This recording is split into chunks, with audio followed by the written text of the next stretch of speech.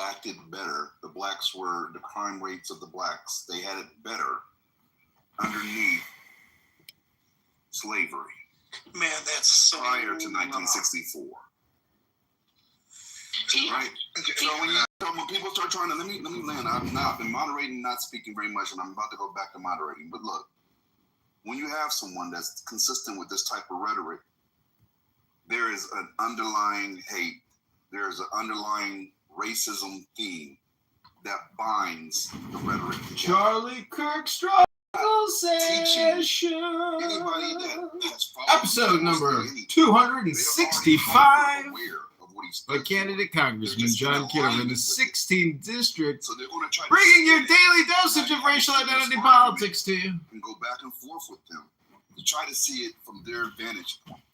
Now, I've been grifting through these MAGA groups for about the last 4 days. The posts that have the most likes and comments, right? This is not how I feel. This is just how it is. Are always racially motivated. It will be a black person saying something anti-Kirk that will generate the most comments. And when you read through the comments dehumanize us, right? They'll say things like, find it. Not find him. Be careful on how I said what I said, because I'm saying it verbatim. Find it. This is what I would expect. Stereotypical. He'll die in a gang war soon. You understand? This is the sentiment that you're trying to reason with. So just take that into consideration when you hear them try to spin the rhetoric and spin the narrative in their favor, although they know, truthfully deep in their soul, they know that this is a racially based and racially motivated speaker. They know that there's projection alert. Spreading division. They projection number so you're not one. telling them something that they don't already internally know.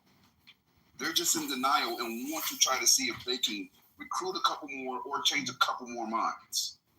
Are you? Yeah, the idea that this man was some, paragon of public discourse and he just, was speaking for the youth, all this stuff. I mean, he spoke for a certain type of reactionary right youth, people who wanted, women to be baby makers and not much else, and a whole bunch of other, very retrograde opinions. Like, yes, he spoke for those people. That's true. That's real. And he didn't speak for most people. He was hateful towards lots of people. There's a reason why he didn't have a reputation for being some great uniter in life.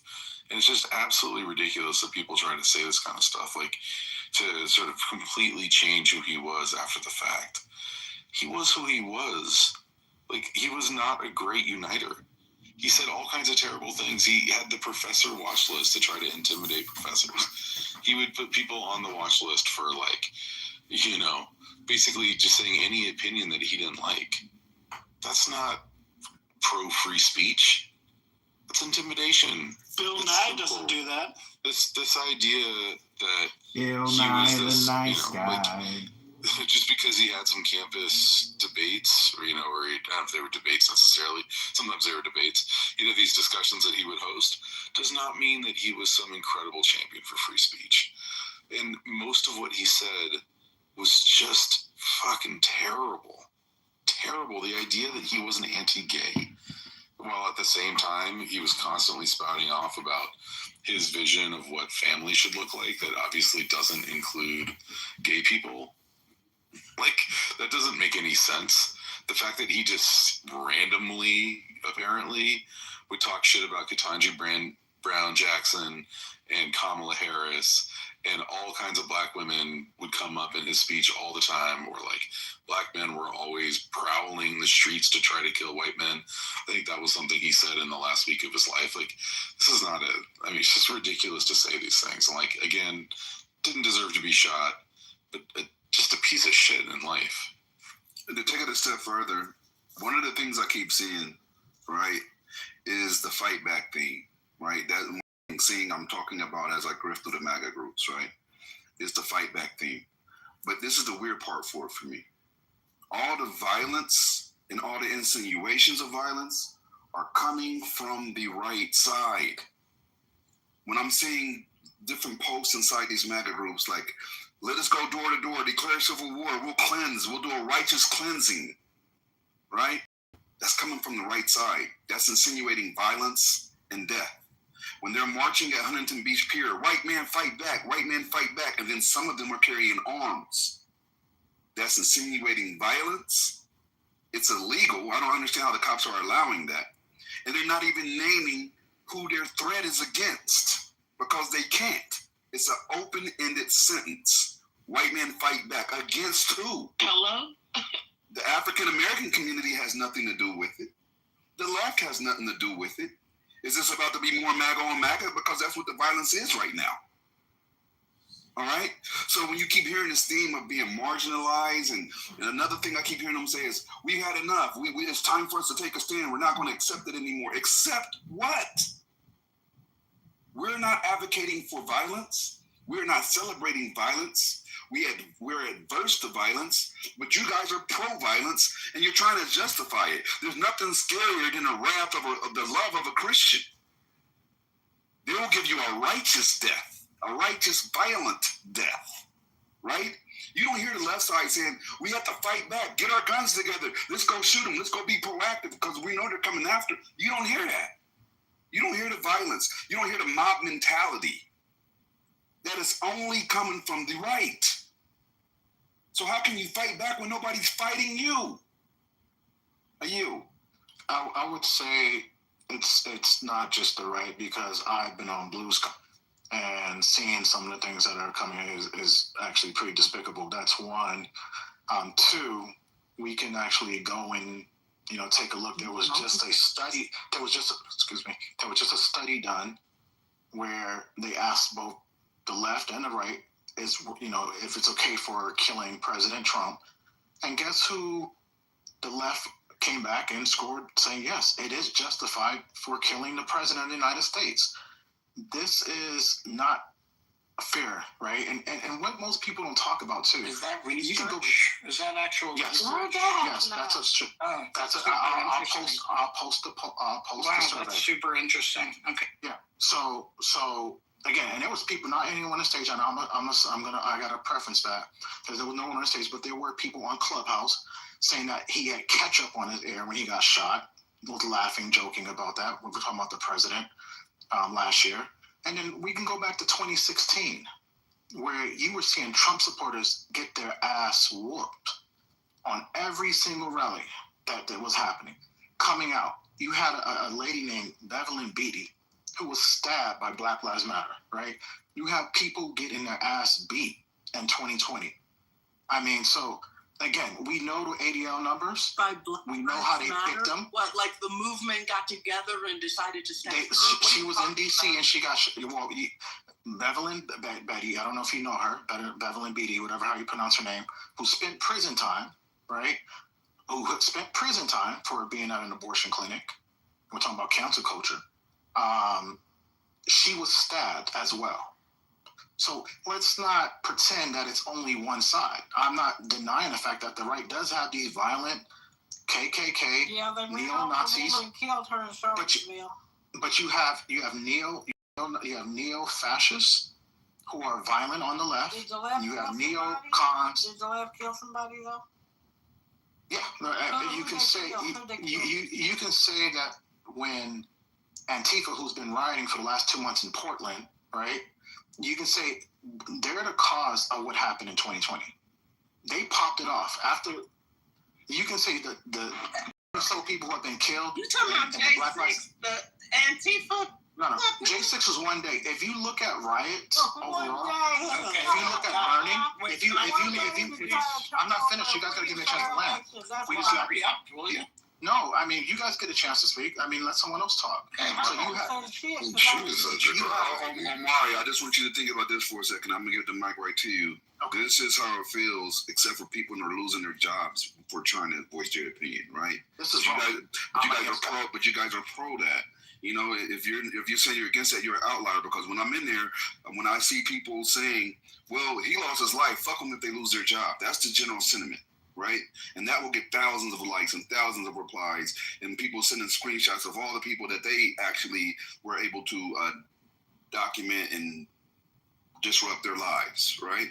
So when you see that, I want you to think about that. Everybody's fighting for a mic in here, but they don't want anybody to be able to express themselves unless it's Republican.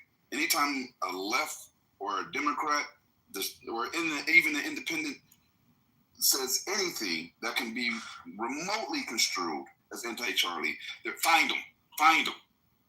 And that's the sentiment right now. Let's dox them. Let's create the website, Charlie's Murderers. Let's dox them. Let's see if we can fuck their life up. That's what's happening. And that's wrong. So how can you advocate for freedom of speech while suppressing it at the same time? So Jim, I so you just get looked back up to this me. Let's go back to Amari because I took it from him and interrupted him. Go ahead. I'm sorry. And I definitely Go after Malak. All right, let's read and it. it's wrong, right? So and you can look at people like Megyn Kelly and others who, as soon as the Attorney General made that stupid ass statement, which is dumb, the dumbest statement ever you can make, and she should have been fired through First Amendment. Many of us thought that was dumb. Many of us don't believe that. I think I heard Anthony earlier indicate that he doesn't believe that he should have been fired. I'm telling you, I don't think he should have been fired. Are you trying to help these people not be fired? Or are you just saying it to yourself? Yeah, or do you want to? No, I think it's stupid. And I thought it was bad when I also heard that we were going against each other on this stage where we're taking something that's happening in DC and then internalize it and going against each other, which we should not. It's not me versus Gemini, me versus anyone, even me versus culture. It doesn't matter. I'm not against you guys. I'm not here trying to cancel anyone. It's the misinformation I'm about to say, Omari, because I'm freedom of speech. Freedom of speech. The thing is, though, Omari, right? when it comes to political violence, though, what I'm reading statistically is saying that even though, of course, they're saying that political violence in general has been on the rise since 2020. But it says the available research from I can post this in the chat. This is coming from MSNBC.com. It says the available research from recent years makes clear that right-wing violence has been more dangerous in the U.S. than left-wing violence. As the New York Times' David Leon explained in 2022, the American right has a violence problem that has no equivalent on the left. The New Republic noted in response to Vance, just J.D. Vance, one study published by the Libertarian Institute found that since 2020, right-wingers have accounted for over half of terror-related deaths in the United States, with left-wingers at 22%. The New York Times also said this week examined the latest evidence pointing to the Nonpartisan Center for Strategic and International Where'd Studies. Amari go? Oh, he left. I'm here. Sure. Why to say I'm here? Okay, my bad. Okay. International Studies, Global Terrorist Threat Assessment in 2024, which found most of the U.S. terrorist attacks in recent years were committed by violent, far-right perpetrators, such as white supremacists, anti-government extremists, and violent misogynists. So that's what they're saying. The research says is that, yes, there's political violence on both sides, but it's still coming more from one side than the other. Did you read who they killed? Did you read the actual people that were actually killed? So if someone had, let's say, a Nazi, symbol on their arm, and then they killed like maybe a loved one, a family member, they actually counted that as political violence. You look at the actual people that's being killed. There's no politicians. So it's okay to have a Nazi. No, they didn't. I went through the cases because I knew y'all was gonna do that. And see, this is the problem I have with you because you're sitting up here lying. When I went in any of the other day, you talking about, it's not me against you, but you sit up here and lie and said that I was making fun of his death, knowing I didn't. You sit up here and lie, trying to be funny. And see, this is what y'all do. Y'all want somebody to be civil with y'all, but y'all get mad when y'all getting ate up or or somebody is fucking y'all up in a verbal combat, and then y'all want to make up shit like you did last night, knowing what they're saying the repercussions are. You did that, so I would never trust you, and I wouldn't tell anyone to trust you because you lied. You set up here. But you knowing talking about my I'm kids, not though. done Aren't you talking about my talking. kid? I'm not. You're right. When you lie on me, I'm going to talk about No, I didn't everybody. say- yeah, but and you it's don't bring always kids in up this. for me and you. So that's So violence. I mean, that's it's So gonna you're a stay like violent that for person, you. right? Yeah. Yeah. And here you go again, trying to do your white shit. I said it's always up with me and you. If I wanted to say anything violent, I would be. You can say whatever you want to say, So bitch. can I jump in? But you are. I'm not done.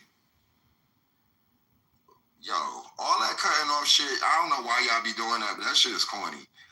You sat up here and lied in a room, and you tried to frame it like somebody was doing it, trying to put people's livelihood in danger. That's lame, and that's fucking corny. So you're exactly right. I'm never gonna fuck with you, and that's the shit that you do. And then gonna get in here and talk about I don't agree with this. I agree with free speech. I agree. I just cited the Supreme Court cases that included hate speech and said that's included in free speech. But you sit up here and play with two people's livelihood because you did it to somebody else, and that's not funny. That's where you cross the line at. That's lame and that's corny, and I will always hate you, bitch. I was there when it happened. I'm not gonna lie. Hold on for 1 second. He admitted. Hold on for 1 second. I was there when it happened, and you absolutely accused Just of celebrating Charlie Kirk's death when that was not true. You did that, brother. You got to own it. I was there. Okay, Jim. I said he was. Hold on, one mic on Patty. What did you say, Patty? So I want to say something. When you try to say that the stats on political violence, there's actually a definition for it. And you know, it's crazy. Like the Department of Defense, if you're in the military and you're an officer, we got to go to these things like the Naval Academy or naval officers. They go to Naval War College. For us, we go to U.S. Army War College, or we go to National Defense University. When we go to these schools, they teach us about political violence. And I'm telling you that even with the people that we study, a lot of them, it has to do with, and this is within the last 20 years, right, or from 2000. About domestic political violence, a lot of it is coming from the right side. So, just to further, Thank you, Daddy. second, I want to be real brief, but I've been researching the hell out of this because I really want to be accurate in my submission. And I started looking at the FBI and the DOJ because Homeland Security assess what they call domestic terrorists, right?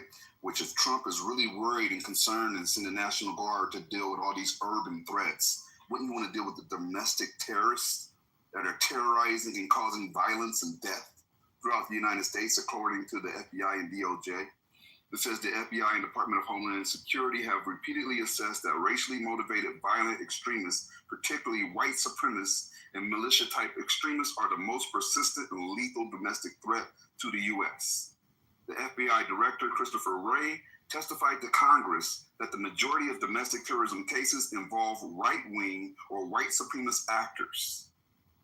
The annual FBI hate crimes report shows steady increases in politically charged hate crimes, often linked to right-wing extremist ideologies. The National Institute of Justice, the DOJ, study in 2025, this year, found far-right extremists responsible for a much higher share of fatal attacks compared to far-left actors. Now, this is from the FBI and the DOJ.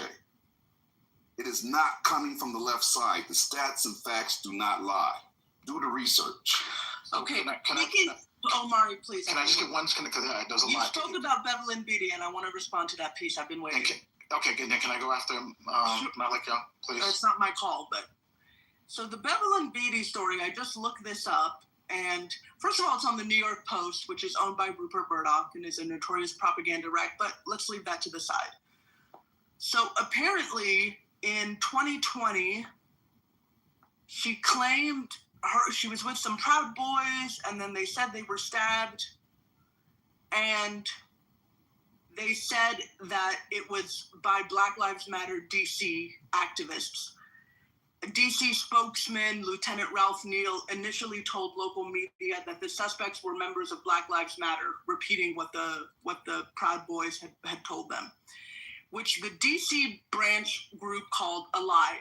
The protest group tweeted they had nothing to do with these stabbings. Shame on Chief Police Peter Newsom and the DC police for sharing false information, the group said. The force, this is the police force now, the police force changed its account and told WUSA 9 that it could no longer confirm the suspects were affiliated to BLM, the station said.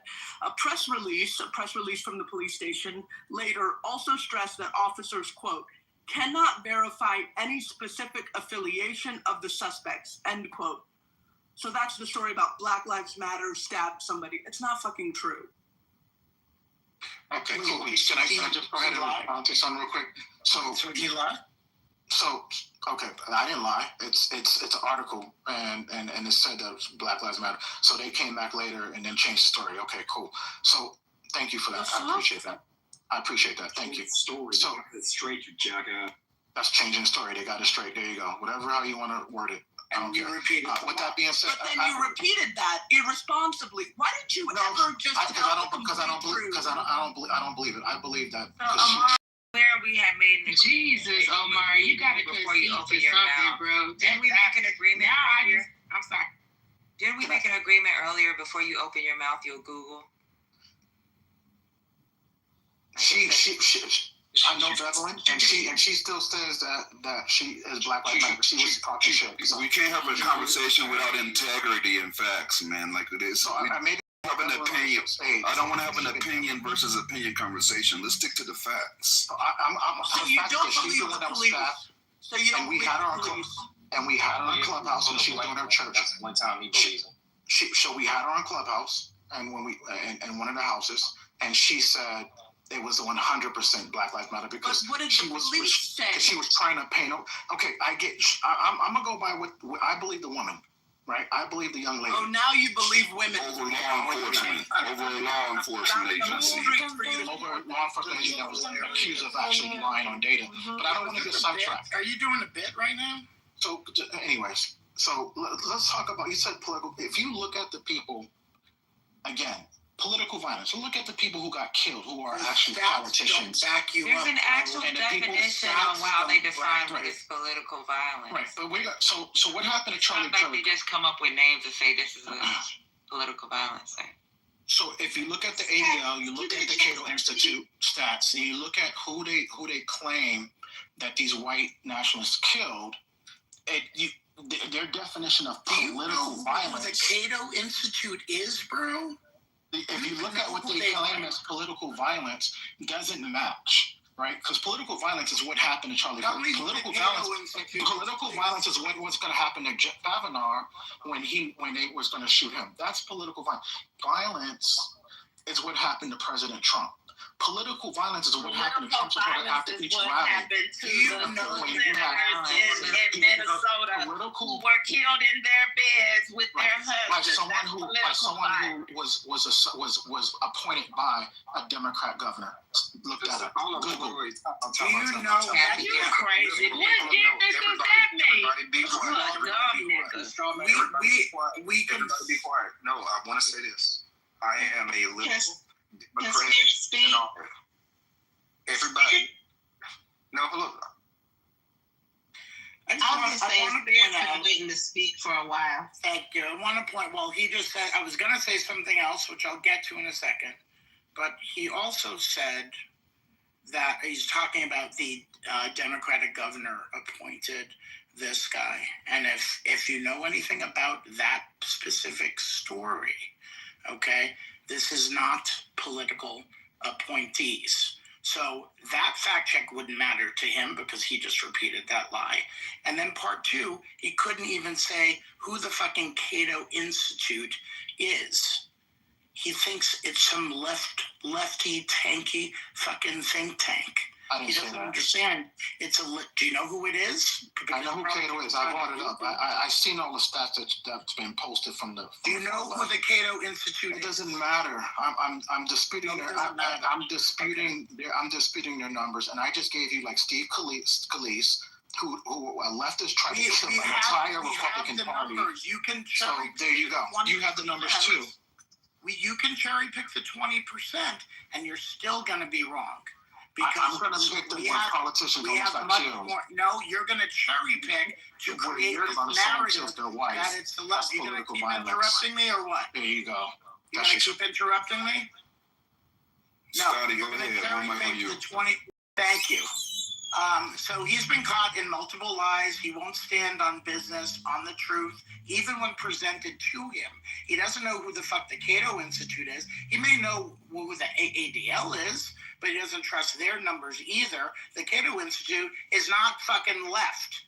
It is a libertarian freedom party that typically sides with the Republican and the right. So you don't believe them either. So you're going to wait until there's an organization where you can believe their stats and then you're going to run behind them? That is fucking phony and it lacks integrity. And you should do a little bit better on these stages. Scotty, this is what we're going to do right here, right? We're going to define political violence so there's no way to use a workaround and say, I'm just going to show when politicians are harmed. Because that is not what political violence is. Political violence is defined as the use of physical force by individuals or groups to achieve political goals or express political grievances, right? That has nothing to do with if a politician was killed or not. If you're using that as your measuring stick, it shows that you don't even understand the basis of the argument. So you can't even enter the argument because you don't understand it.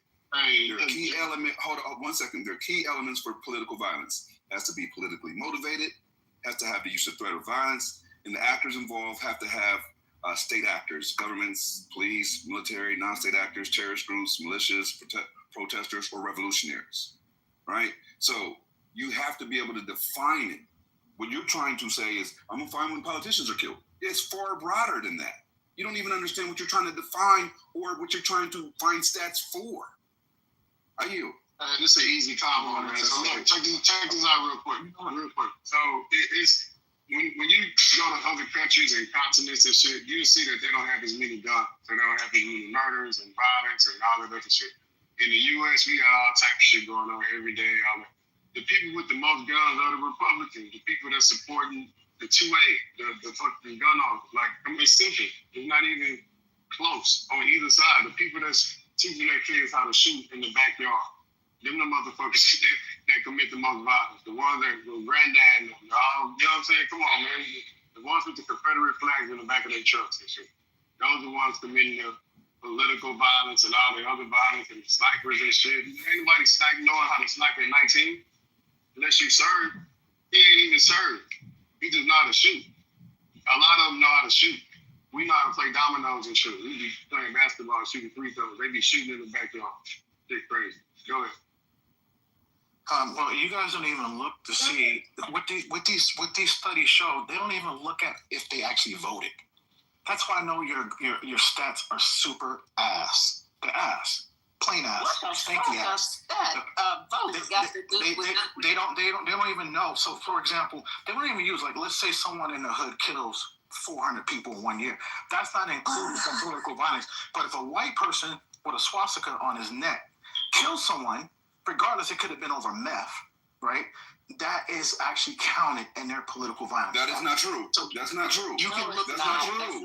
That's not true. I literally just read you. Okay, hold on. I literally just read you the stats and facts that they use to define. You can't listen. It has to be politically motivated, right? Or political grievance. It can't be just because you have a swastika and you wouldn't kill some people. That is not the measuring stick right now.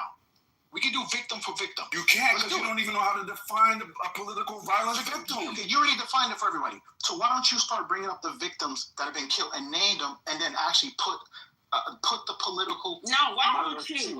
Why don't you tie it like it's the constellation? Let's tie them together for the people in the audience. So when I'm driving, I'll be happy to oblige you. It won't be long. Okay, let's do that. Because I think that will relieve some of the stress on people if we can start connecting this. You don't know what you got to do. I don't wish anything. I'm looking for just a conversation like this. Before Scalise, do you know who got shot before Scalise did? Do you know who was shot before Scalise? No, I don't. No, you don't. So who was shot before Scalise? Kelly's wife's name, y'all? Yeah. You dumbass. Why What happened to her first, dumbass? Okay. You talking about you talking about you talking about you knew about Steve Scalise though. You knew about him, but it happened to her first, dummy. So when you come out talking about people, bringing them up one at a time, why don't you do more than just bring up why don't you do more research, boy? And shut your mouth and listen. Learn something. Boy. That's what I said. Oof. Nigga, boy. Nigga boy.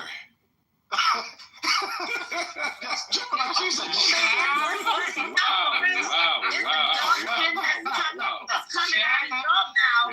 That don't make any. But see, here's the thing about this whole thing. Here's the thing about this thing. The whole thing. When this man was assassinated, the first thing out of y'all's mouth, the first thing, who is that? Who is that? Shut up. I shot him. Go ahead. The first thing out of y'all's mouth was it was from the left. Somebody on the left did it. That's dumb. They didn't even have a suspect, and it was from the left. Then they get a suspect, and it's still from the left before the man opened his mouth. Before they have any information, it happened on the left. That's why y'all are not credible. You have no credibility. It's hard to take you seriously because you can't even admit that it happens on both sides. It happens on both sides. Y'all can't even say that. You happy? I'm still talking though. It happens on both sides. And so there's not even a place that we can't even have a starting point for a real debate because y'all can't tell the truth at the beginning of it that it happens on both sides. We can't never get to which side it happens on more because we can't even agree that it happens on both sides. Do you know how dumb y'all sound to keep repeating that when everybody knows, including y'all, when you open your mouth a goddamn lie, that it happens? You know when you say you lying. That's what gets me. I can't understand. Y'all know y'all lying. That's fair. Because it just happened in Minnesota. Now, just because Donald Trump want to pretend he didn't know who it was, when he was probably the second person that knew who it was before they put it out on the media, because they called the president and told him. Somebody did, because that's how it works. But then he gets to get in the open and pretend he don't even know who it is. Something is wrong with y'all. He get briefed every morning. Exactly. Something is terribly wrong with y'all because we know why he's doing what he's doing. It's you dummies. We trying to figure out what do you have to gain? What do you stand to gain from continuing to this bullshit? That's a great question. Just like Nancy, what's that Representative Nancy Mace that got into it with the reporter when this first happened? Like it was like CNN, I saw it. Yeah, and she was saying that she was talking about the left and this and she's done and all this other mess, and that reporter called her ass out quickly and said there's politicalness on both sides. And I think that it. You hit the nail on the head, Miss Deborah, when you said that be the issue in these conversations. Most of the time is that we can't even have a real conversation without it being like, oh, it's always the left, because you think that something happened to somebody that you consider on the right. Now it's the conversation is shifted to it's only the left. When we see the stats are showing that the political violence for the majority has come from the right. And so even in this situation, once again, this conversation still deflects from the fact that this shooter is one of your own. Just like with Jimmy Kimmel, you don't want to address the fact that he said that's your main problem. You have to address the fact that it's one of your own. And white people are just not ready to contend with that, obviously. It's showing. It's showing that they're not really ready to contend with the fact that y'all killing each other off. Right. And they're going to browbeat us or anybody who is not, mourning that man's death. We didn't do it. No, do it. So what? Why y'all mad at us? I agree with you, Dave. But I heard that I interviewed too, and that reporter gave Nancy Mace a chance to. Would you like to speak to it? And can you at least admit that? And that what you're saying right now is not helping the situation because you're steady, blaming the other side when both sides do it. And she wouldn't even take. She wouldn't even, she doubled down on the left. And it's crazy. It makes no sense. And you know what? Miss Lisa, could you play the clip that I sent you, please? Can I talk, please? You've I have to get somebody else to play the clip. Let me know when I can. I wonder why nobody ever talks about Officer David Rose. That person was a victim of political violence. Do we remember that? Or is that too long ago? Because that was back fucking last month. And he was killed by somebody who shot up the CDC. But nobody wants to talk about that violence. Mm-hmm. Was that from the left? Was it? Also, you know what else part of the problem that nobody's going to admit on the right? We all know who Dylan Roof was, right? Surely we all do. You mean the one that's killed 9 people in church? Sure, we all know that. But you know who doesn't know who Dylan Roof is? Cash Patel. Cash Patel at the hearing today. Are we going to hold any smoke for him? No. On the right? I did. And I held smoke for Linda McMahon, who didn't even understand, anything about education. But Omari, you're one of one. You're one of one, babe. Also, can we talk about the fact that, when Melissa Hortman got murdered, there was a lot of silence on the Republican side. A lot of silence. A lot of people who didn't talk about it, who didn't decry political violence or anything like that.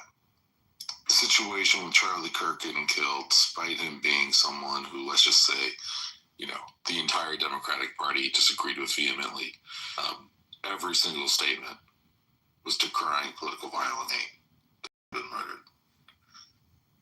The reaction, the move towards violence, is on one side of the aisle. It just is.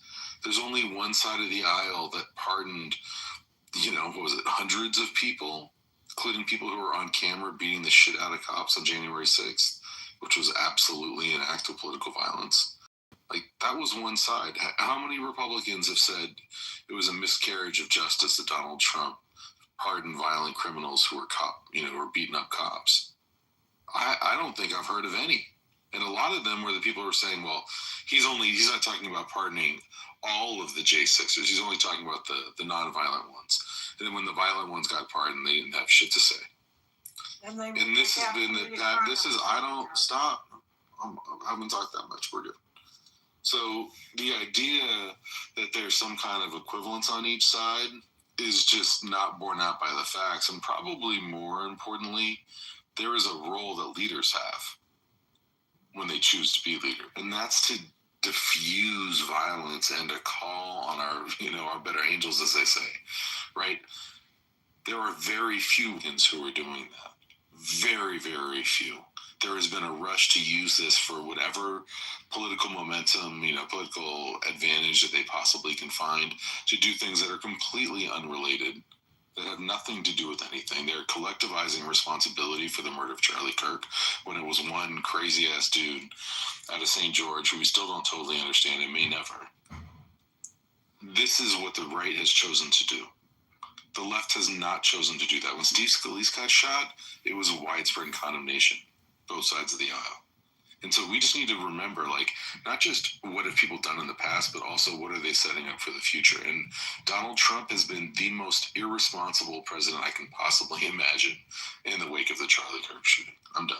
May I speak? I'm gonna go back down after I speak. I think April was before you. Okay. At least I was just agreeing with Aaron. Those January 6ers that have been released, pardoned, whatever you call it, have gone out and committed more violent crime and got arrested again, which is just it's amazing and it's crazy all at the same time. when you can't sit and call what's going on, you can't tell the truth of it. You say, oh, January 6th, that was just one day. My God. Had any Democrat or left-leaning person tried to stop the peaceful transfer of power just one day, as he calls it, just one fucking day. See, this is why we can never get to a point where we're all together, because one person can just call that was just one day that they did that. They set up a gallows out there. That's just one day. Y'all, come on. It was one day. Well, how easy is it to just admit it happens on both sides? Like, it don't get any easier than that. Put the onus on both sides. They can't even do that. How can you start a real conversation when we can't agree on a basic fact? Because Donald Trump is a liar, and he figures if he can tell us 100 times over that it was the left, then we're going to believe him. That's what they don't believe that shit. They just believe it's sticking. They don't believe it. They just stick together. The thing is, though, is even if it comes out, right, that he's like... Brooklyn was in the queue. Oh, go ahead, Your Honor. Finish your thought. Let me just say this briefly. Even if it comes out that the shooter was, like, on the left, they are still a single person. That's it. I am not responsible for that person's actions, regardless. Just as someone on the right wouldn't be responsible if it turns out that he would, or whatever else there's been, rumors of. Like, it's still one person who's responsible for their own actions. This is a conspiracy of multitudes of people, as far as we can tell. That's it right there. Amen. I can agree with that, but I will have to still extend that, we still can't negate influences, right? So I do agree that, yes, the onus of one person's action shouldn't be put on one set party or community, but at the same time, we can still point towards influences of that set person and say that they were influenced by certain communities. We can definitely do that. I agree with that. I mean, especially if they're fomenting violence like the president is right now. Right, exactly. So the message are we are brothers keepers in every situation. There's no. Did you guys not hear me that Brooklyn was after Your Honor? Brooklyn, where you at? What you doing downstairs? Brooklyn? Why is Brooklyn in the goo? Come on, Brooklyn, come back up. I like when Brooklyn talk. I invited her. Get up here, Brooklyn. What's going on here? Yeah. I'm and I don't feel like being overly modded and getting kicked in the audience thanks to Gemini lame ass. But anyway, oops, let me go look in the replay. I just wanted to say that. She lied. You didn't in the audience. Or whatever. About 10 fucking times, and I kicked you. I mean, if I kicked you, I would say that's my footprint on your back. I didn't do it. You kicked me when that white bitch was talking. No, I didn't. That's on my daughter. You're wrong. You owe me an apology. I did not do that shit. I don't owe anybody an apology. Yeah, the fuck you do, because you blame me for some shit I ain't do. Anyway, like I was saying, so since I was in the audience, I decided to go on the Tickety Talk and go down a little rabbit hole and then, Google some stuff too. And come to find out, it was first of all, nobody is addressing the fact that this Ben Carr man is a Trump appointee. Okay, so the FCC has been infiltrated, and it's the FCC section of Project 2025, guys. They spoke this shit into existence. It was people back in November 24 that was talking about this Ben Carr guy that's the head of the FCC and how he is, the plans that they have to basically take over and censor television and kind of shift it to their own liking. And if this isn't an example of the shit that they were talking about, I don't know what the fuck is. Do you hear me? Like, this shit was already written, y'all. It was written. They said this was going to happen. So for all of those who do not believe the internet, I'm going to tell y'all to start believing the internet because the motherfuckers be on point. You better believe the internet. They said that they was going to infiltrate the FCC and do things such as what they did to Jimmy Kimmel and whoever else says anything out of pocket. They are in control. It's in Project 2025, guys. Okay? Thank you. Project 25 is real. Thanks for bringing that up. I remember hearing that before. So thank you for bringing that up. All right. Can I get a key now? Well, it's your room, I guess. Yes, Lisa. I know when to be quiet. All right, so this is what we're gonna do here. Just a minute. Who is it? It better be y'all. It's Domino's. Okay, you guys. DoorDash. You better check them. He is DoorDash. Gosh, You guys are funny as hell. Be safe now. Okay, so welcome to the Part 20, you guys. I've enjoyed this, the part that I've actually got a chance to listen to. You guys have been well behaved and done all the right things and, let everybody speak. What it is going to do right now is I'm just going to give you guys, I know the program, what the hell is this? I know the thing kind of like went to a different thing. And it's not even, we didn't even get to the title actually, but we are going to get to the title. I'm just going to give you guys, why do I always have an echo? I'm going to give you guys the breaking news here, and then we'll move on to the title. If you guys are good, and we can stay on this if you want to, but we can also find out what happened with the police shooting, and I think it's still 3 people dead. So, let's see. What I want to say. Hey, I did have a little fun fact I wanted to throw at y'all, if you're open to it. It's kind of useless information, but it's kind of, at the same time, interesting, kind of ironic. Hold on, Lisa, are you done? I haven't even said it. Well, I thought she was about to break the headline, so okay, go ahead. Yeah, it was just, I just found, like I said, this is useless information, but Charlie Kirk and George Floyd have the same birthday. October 14th? Yeah. That's crazy. Oh, have mercy. That is crazy. That's a damn shame. That was pretty useful information. I mean, I don't know what we're going to do with that information. I just thought it was interesting. That's very kind of ironic. Yeah, useful is the wrong word, but that's definitely a fun fact. Well, thank you for that. Wait, I missed it. Say it one more time. You said to repeat it one more time? Yeah, I'm sorry. I missed it. No, you good. I was just saying George Floyd and Charlie Kirk have the same birthday. Interesting.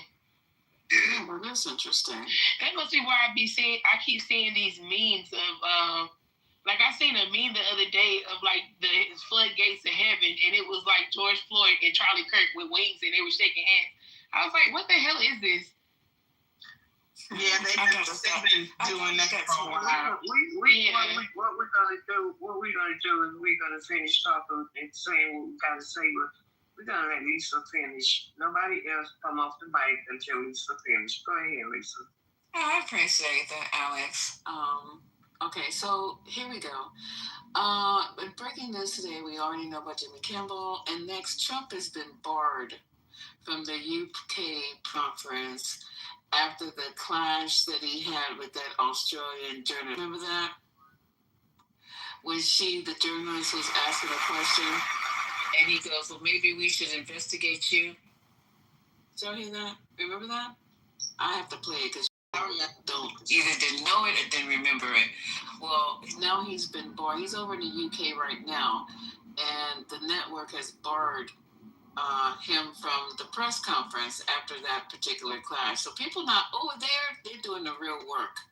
They're the ones who had the picture, his mugshot. They were projecting it onto the Windsor Castle. got there, and then Kinko's had I don't know where they got this from.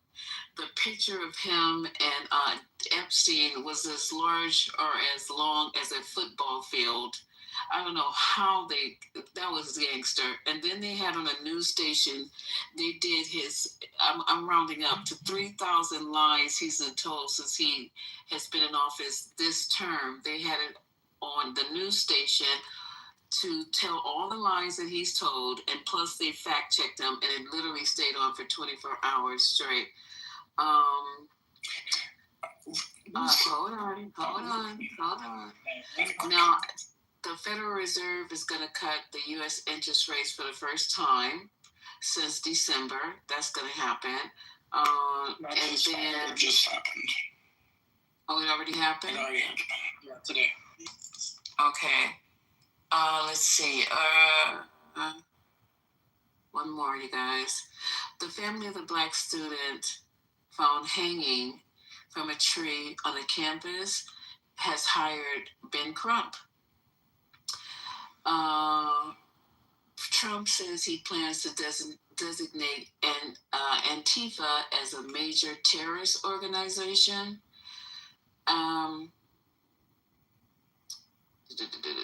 And then we're going to talk about the 3 officers fatally shot and 2 injured in Pennsylvania. Unless that's changed since we started this room, I think that's correct. Is it correct still, you guys? Or do you know? No one knows? Isn't Antifa like a faceless organization? Like, it's not even an organization, it's just an ideology. It's not even an organization. Yeah, and Antifa doesn't have a headquarters, doesn't have a leader. It doesn't even really exist. That's what I'm saying. They're punching up the air. So are they gonna do like they did communists? They just put the communist mark on people and started arresting people? Is that what's gonna happen? That's probably right, but when Joe McCarthy did his... Wait. One more thing so y'all can go run. I'm going to go back on mute. Go. And one last thing. The U.S. Justice Department removed study finding far-right extremists commit far more violence. Same thing you guys just we're talking about. They're going to remove that study. All right? Wait. So there are... Lisa, why would you remove a study, if it favors your side? Oh, wait a second. Okay. The Justice Department removes study finding far-right extremists commit far more violence. It's going to vanish from the DOJ website.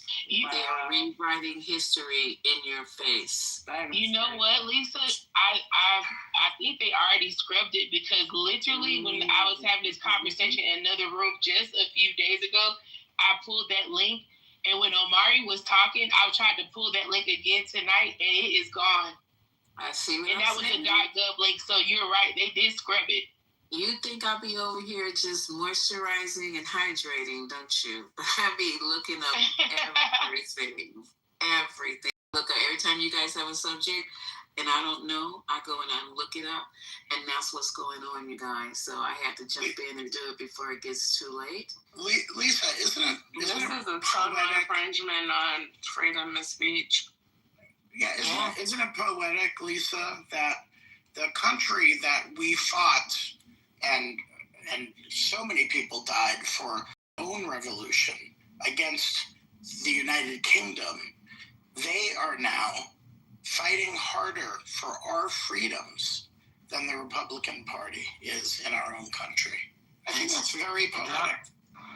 Yeah, absolutely. So, all right. So I just have that, and you guys can proceed on with the debate or the discussion, or we can pivot. I know somebody was just saying something before I said, "Give me a moment." I think it was you, Scotty, right?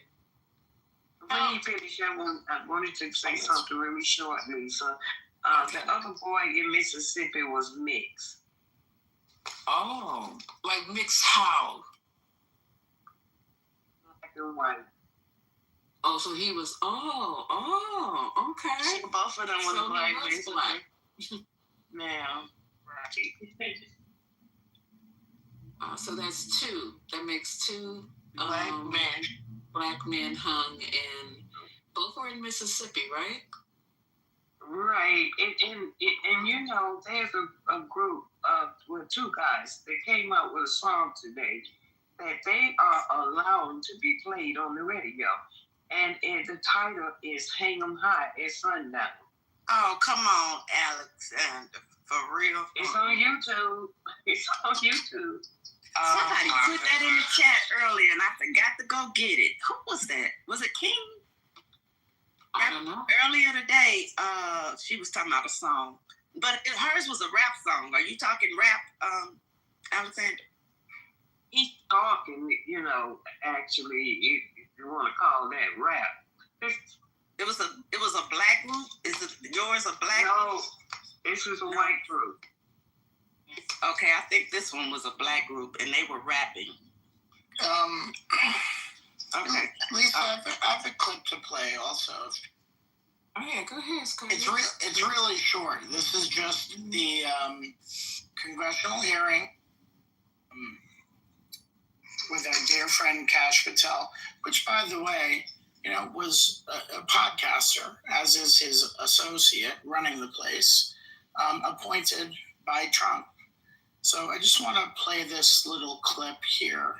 9 black Sorry. Dylan Roof, who followed white supremacist propaganda, murdered 9 black parishioners in Charleston in 2015. Do you deny this? I'm sorry. Dylan Roof? Can you give me some more information? You're head of the FBI. You probably know this. If you don't know, that's fine. Okay. Can you give me a reminder? I've got a lot in front of me. It was national news. That's all. That's the government. Jesus Christ. And he knows. That's who's running shit. That's who's running this shit. Jimmy, he thought it was cute to pretend he don't know, because he damn sure knows. What if he really doesn't know? If he really doesn't know, it's worse. Yeah, it sounds like he dead ass didn't know. I ain't gonna hold you. Well, first of all, if he doesn't know, then he's even If he doesn't know, that's even worse. That's what I'm saying. Yeah, it sounds like he didn't know, which that's terrifying. Just remember that he was a lawyer, so for him to not know that would disqualify. Wait, that was Kash Patel speaking, right? Yeah. He was a lawyer. Remember his interview in the Senate when he had to answer to the Senate? Is he incompetent or a liar? He is totally incompetent. Are you fucking kidding me? And then she threw him a phone, and he talking about, can you give me a refresher? She said, he knows. The parishioners.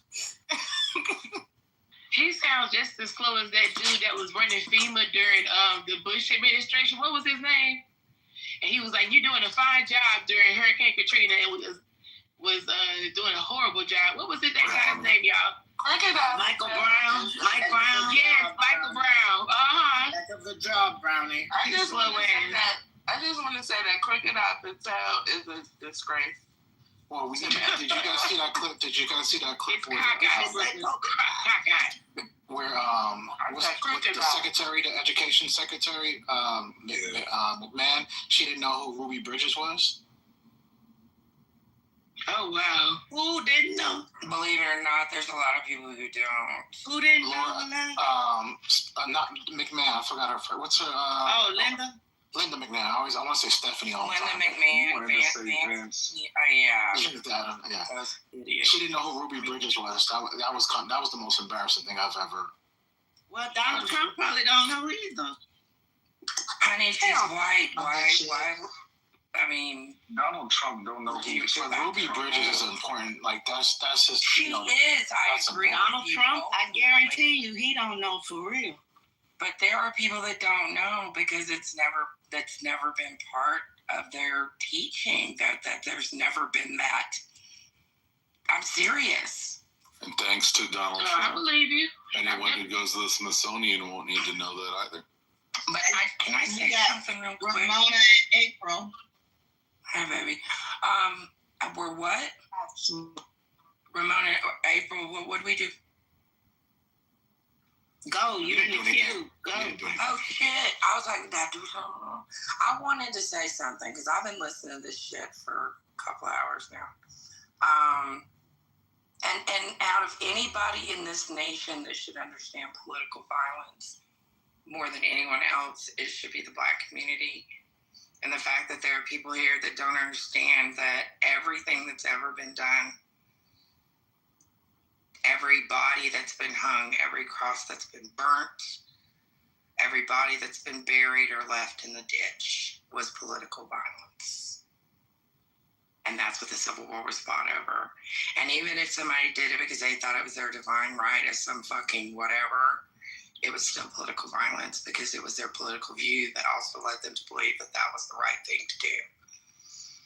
And so if anybody needs to know what political violence or should know what political violence is, it would be the Black community. And that's what I mean by gaps and lacking in education as far as what is real, like Ms. Ruby.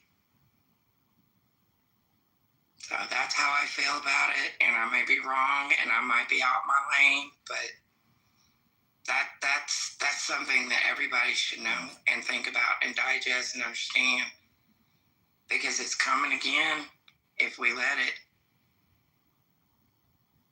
And I don't think people are understanding the clarity of that and understand it really can happen. It may not happen the same, but it will happen. And it's not just going to be the Black community. Well, it's happening the way they predicted, Ramona. Yes, ma'am. Yes, ma'am. And it's the young Black men and young Black women, the young folk who don't understand what you're saying, Ramona. Because you know what? It's one thing for you not to agree with the left. You ain't gotta agree with the Democrats. For whatever your reason is, but open your eyes and understand the bigger picture and see what's happening to America and pay attention to how people of color are being treated. And, that part.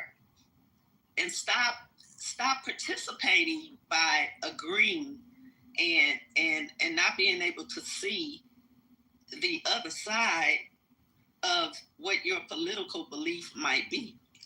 Look at the country. Look at the things that are happening and how people are being treated. And understand you could be next. That's all. Good point. Is Gemini there? I want to ask him a question. Those farmers honestly thought that Black people were going to sign up to take those jobs on those farms for $11 an hour. And they were literally pissed off that none of the Black people were coming to take those freaking jobs. And now they're ass out. They had to plow over their fields again, and they've lost everything. And I watched video after video of these white farmers going, well, we raised the pay to $11 an hour. How come none of the Black people are putting in for these jobs? They are serious. There wasn't no way in hell they was going to do that shit. So, whatever. Miss me with that shit. So, Gemini, so I know what we'll do. We'll get our niggers back. Gemini. Racism only exists if you are being specifically called to some of these people. So that's a fact, right? What you want to ask me, Omar? So the other day you made a statement. You saying that some of why people might be emotional about certain things is because of their livelihood. And I pondered on it for a couple of days, and I have to say I disagree, because you gotta give me context because there's so many conversations. Yeah, I think it was a conversation about why people get so angry at me with the things I say, because they feel threatened, their lives, their livelihood and stuff like that. Do you remember that? And if you don't, that's fine. Somebody, but go ahead. So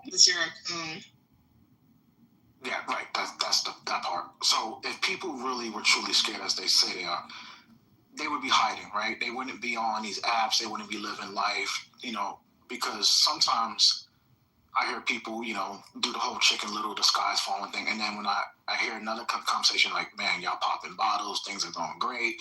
Y'all breaking bread. Money's great. Everything is all, not Gucci, but y'all like basically Prada, right? So which one is it? Are y'all living a life fair, or y'all living the good life? In my Kanye voice. Okay, can I respond to that? If you ask me a question, let me respond to it directly, then I hand it right to you. I'll tell you this much. There are both ends of the spectrum, right? There are some people that are stressed out and struggling. And that goes across the board because the economy is not very good right now. The job market is not doing very well right now. So, of course, people are feeling the impact of that. Also, we already know that prices are going up. So, people are feeling the impact of that. And there are people that have found their niche, found their market, found their way, found their career, found their lane, found their entrepreneurial spirit, however it might construe itself. And they're doing okay. But that doesn't mean that they're still not going to be feeling the pressure of what's happening overall in society. They're not feeling the heightened awareness of racial tension. They're not seeing the political tension and political and the potential for it to go even further. They're not seeing the agenda of the current administration. So there's not yes or no to that. That goes across the board. Okay.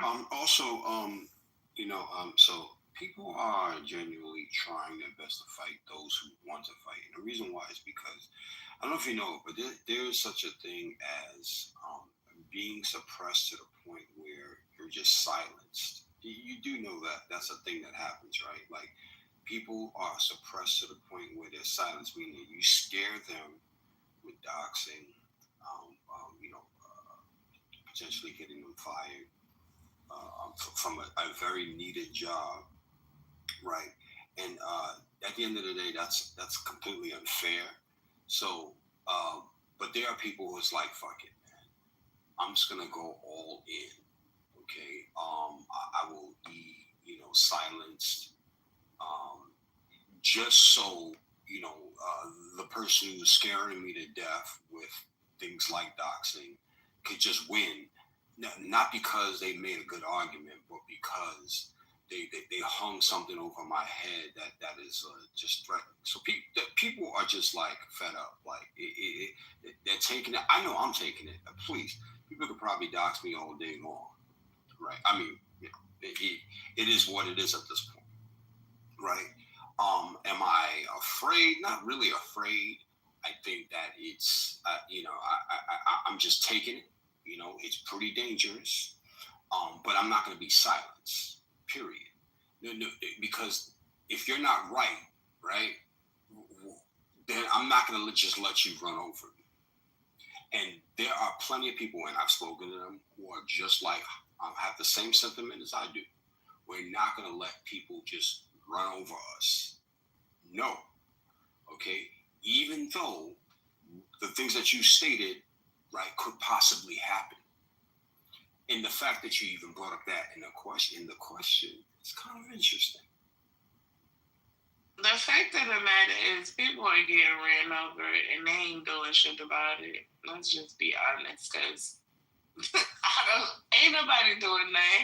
Like, yeah, but before our very eyes, all our rights are being stripped away, and all niggas is doing is like, oh, well, it's me. Oh, well, I'm going to leave, or I'm just going to sit here in the house. I can't lose my job, even though you still might lose your job anyway. It's like everybody is super scared. I don't blame nobody for being super scared, but I don't see nobody fighting back, to be honest with you. They just complying. Like, even the people that got doxxed and fucking got fired, they kind of dialing back the things that they're saying as well. They're like, well, I really wasn't trying to, you know what I'm saying? Like, this shit really got people frightened. And I don't think this is not fair at all. By no means is this even, like, this is crazy as fuck. But it's happening, and I don't see nobody.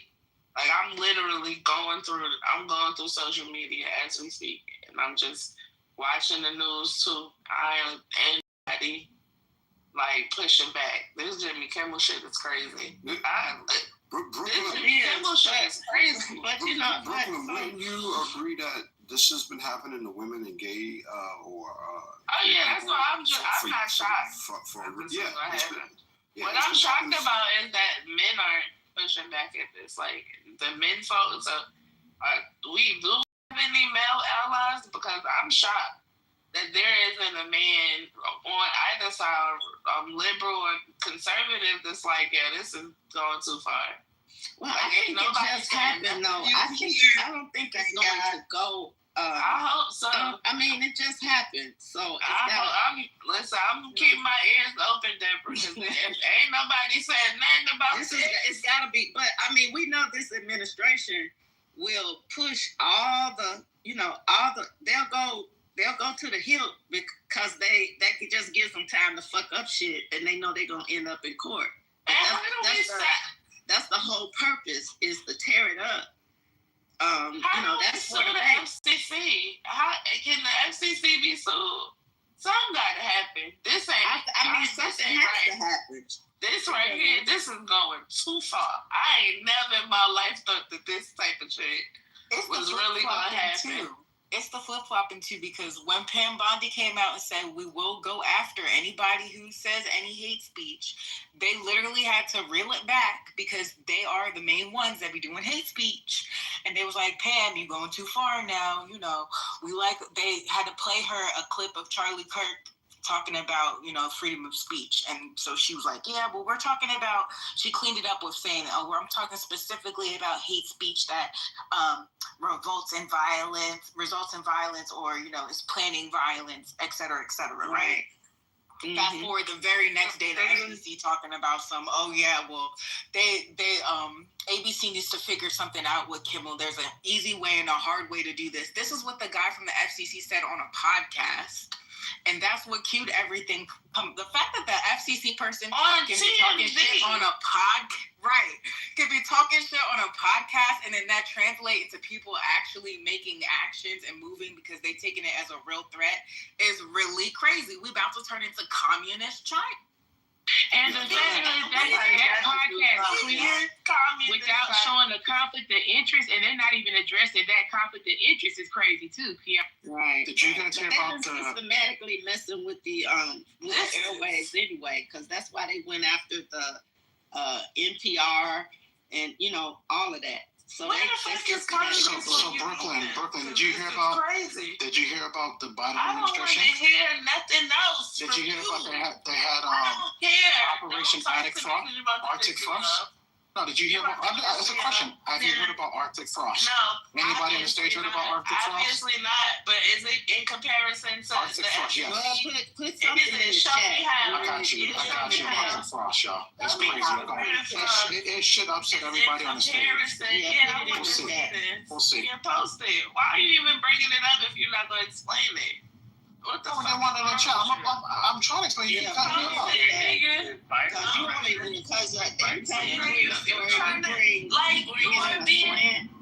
You're being Omari. You are a black man. That president is black. Stupid. You get on my nerves so bad because you can't even hide. Unless you fucking start bleaching your skin today, you cannot hide your blackness. I don't give a fuck how much like Urkel you sound. You took your blackness away. What is you talking about? Whenever you start going against your own kind, you take your blackness away, right? Nigga, and even if you're not just like, hold on, Sandra. Hold on, Sandra. Even if you just not. Can I talk to Jamar for a second? Real quick, Sandra, let me just finish what I was saying. For 5 minutes, Sandra. Okay, well, go ahead. Just y'all go. What's up, Sandra? She was cooking.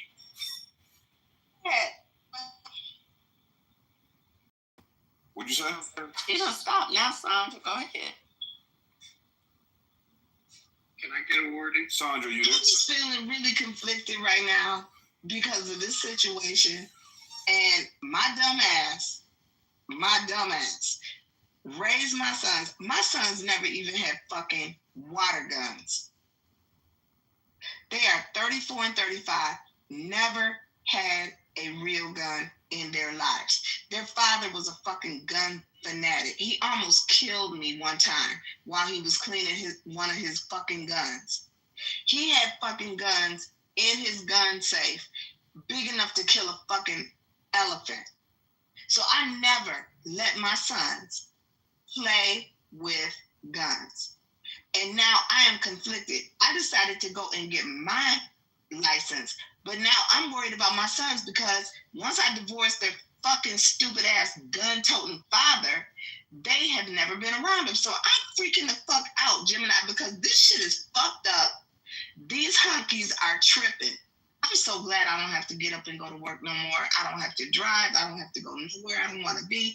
Only white people I have to be around are the ones that I love, and I do love many.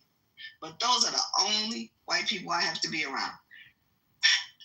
But I'm trying to figure out what I need to do for my sons. I would tell them we got to be around Amari and Manfinity on this out, but besides that, Man, why y'all put me in this? Come on now, stop. I was about to say That's this crazy. like trying to learn at a late age in your 30s. Like, do they have a passion for it at all? Is this something that they're interested in on their own accord, or is it something that you want to suggest to them? Have they expressed any interest in it? I just want them to be able to protect themselves. The reason why I'm asking is like guns, like you don't want to somebody like me and my guns are one. They're an extension of my body, every single one. You know what I mean? Like I know exactly what I would use it for. So you did that when you were in your teens? My dad had me. Or your teens? Yeah, my dad had me from. I don't even remember how young I was when he started. I don't. Like. Oh well, I divorced their damn daddy because he liked white girls and he had like he's on wife number 6 now. So. Oh shit. He is serial, but no. One thing I will say, and this is not gonna sound good, but it's accurate. If you're not really prepared, you actually increase the chances of you dying. I've had 2 die by their own gun. 2. Right? If you pull it and you hesitate, right? If you have that there's a moment of truth, right?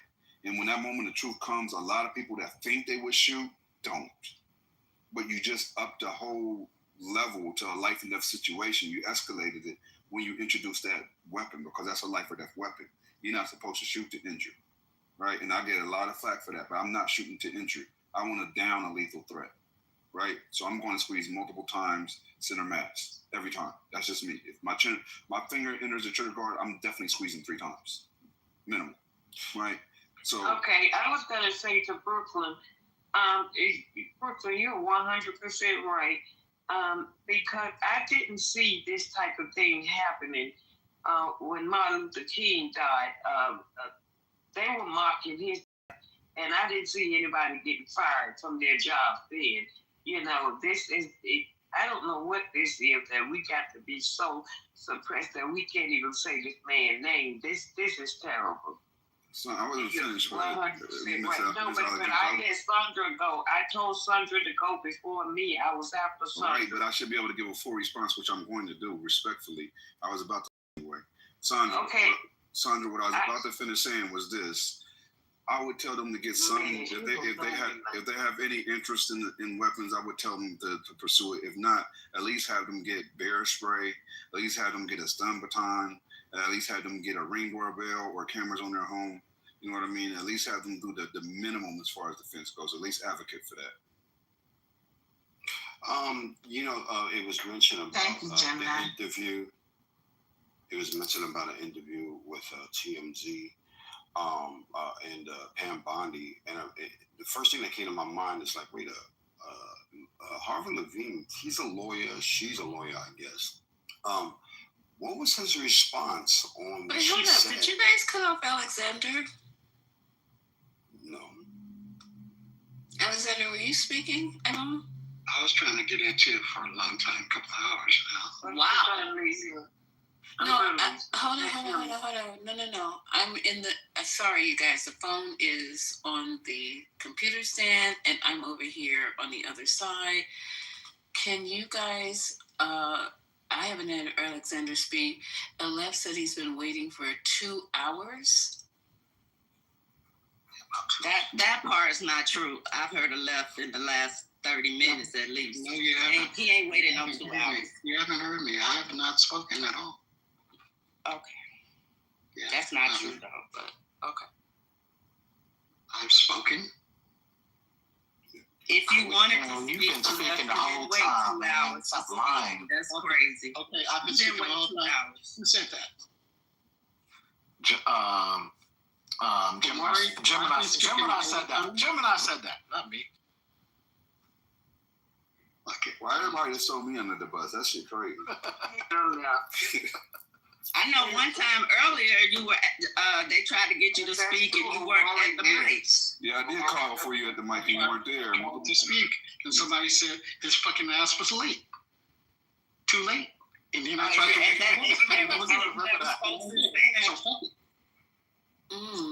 That's not. Okay, so Alex, would like to speak, and then I left you next.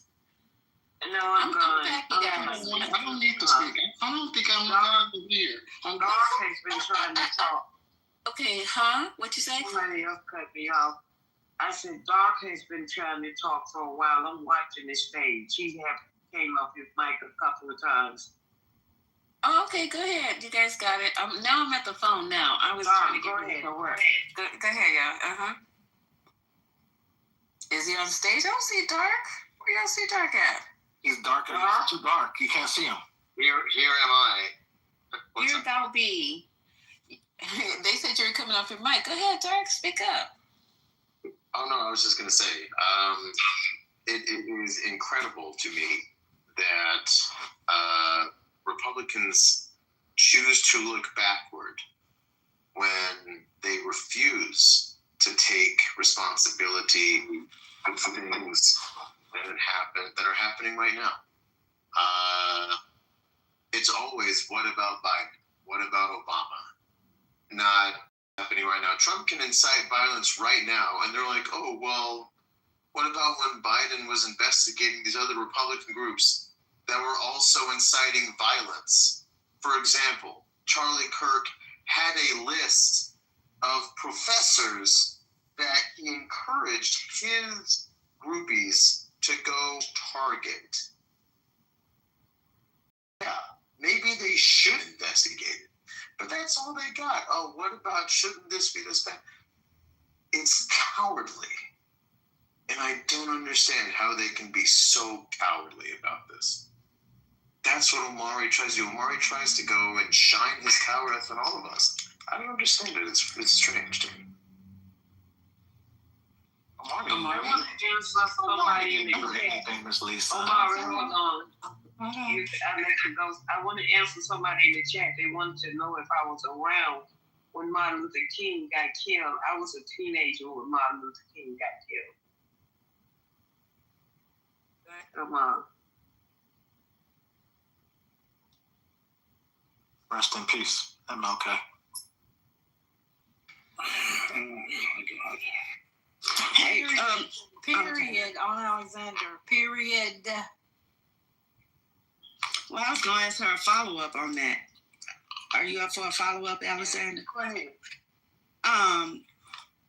Do you remember the climate after? Like, I know black people were angry. Were white people angry? Were they talking? I mean, were they making fun of what happened? Can you recall any? Yes, they were laughing about it. Black folk took to the street. I mean, they took to the street marching before anybody, because we were in Atlanta, and that's where he lived. So, yeah, they were laughing about it. They thought it was funny. They thought he got what he deserved. Not the same people that try to quote him every time they get a chance. Not the same people. I'm not saying all, but every time something goes down, not the content of the character, but the color scheme, but the content of the character. I've been to the mountaintop. Oh my God, they love them some Martin Luther King. Oh my God. Yep. And it took how long to get a holiday? But you can't beat these mofos quoting them. Yep. Gotta be more like Dr. Martin Luther King. So now Charlie Kirk is Martin Luther Kirk. And then his wife is not Martin Luther Kirk. There's something wrong with you. I know I got a problem. I'll be at the Apollo tomorrow. But I'm telling you, I said that. It is time for you to go to sleep. You need to. Martin Luther Kirk is the craziest shit I heard all day. That's wild, ain't it? Martin Luther Kirk is crazy. It's J.D. Bonds, because that was too much. See, we gotta block her from the names. Martin Luther Kirk and J.D. Bonds. Like, what are we doing? I'll be picking up names all day. Don't hate celebrate. Now they're about to say that. Watch. Somebody about to use that somewhere. She was about to put Coretta in. I know she was tight. Yeah, I know. I said that the other day, Alexander. Everybody questioned me because I'm not old enough to have experienced or been there. Not that I got 80-year-old uncles and aunts that told me that these things were occurring during that time. They were literally making fun of Martin Luther King and celebrating his death. They were doing it. And now in 2025, we can't do it. So there's that. And they keep trying to equate the two. What Martin Luther King did was try to bring people together. He was trying to, talk to blacks, trying to, keep them calm and trying to, talk to them before they went out and did stupid stuff.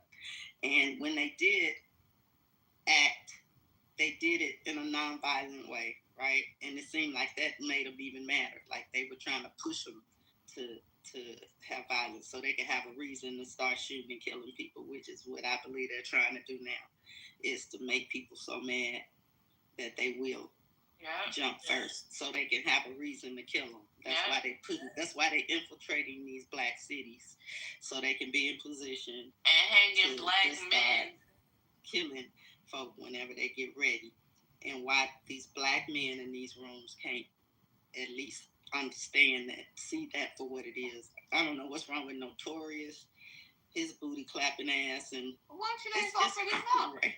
Huh? When they get ready to start hanging people, excuse me, Lord, I'm not. Oh shit, y'all. When they start, hanging people on a regular, we need to gather all them up and offer them up first. Yeah. No. Lisa, no. We're not gonna offer up our own. We can't do that. We can't offer nobody that look like us. We can't do that. Come on, man. What are we doing? Okay, y'all been excoriating these people all night, and then as soon as I said, then we need to come on now. Everybody, I'm with you when you're right, Lisa. You're right, and you know everybody can't smoke signal when they lock you up. I'll try to come put some on your book. For real, I'm definitely gonna put some money on her book so she can get some hot Cheetos and Oreos and some honey buns. Hey, I need to work on my fucking abs. I'll be working on my abs. I'll be working on my glutes, my poots, and everything else. Big Bertha gonna be telling you look hot.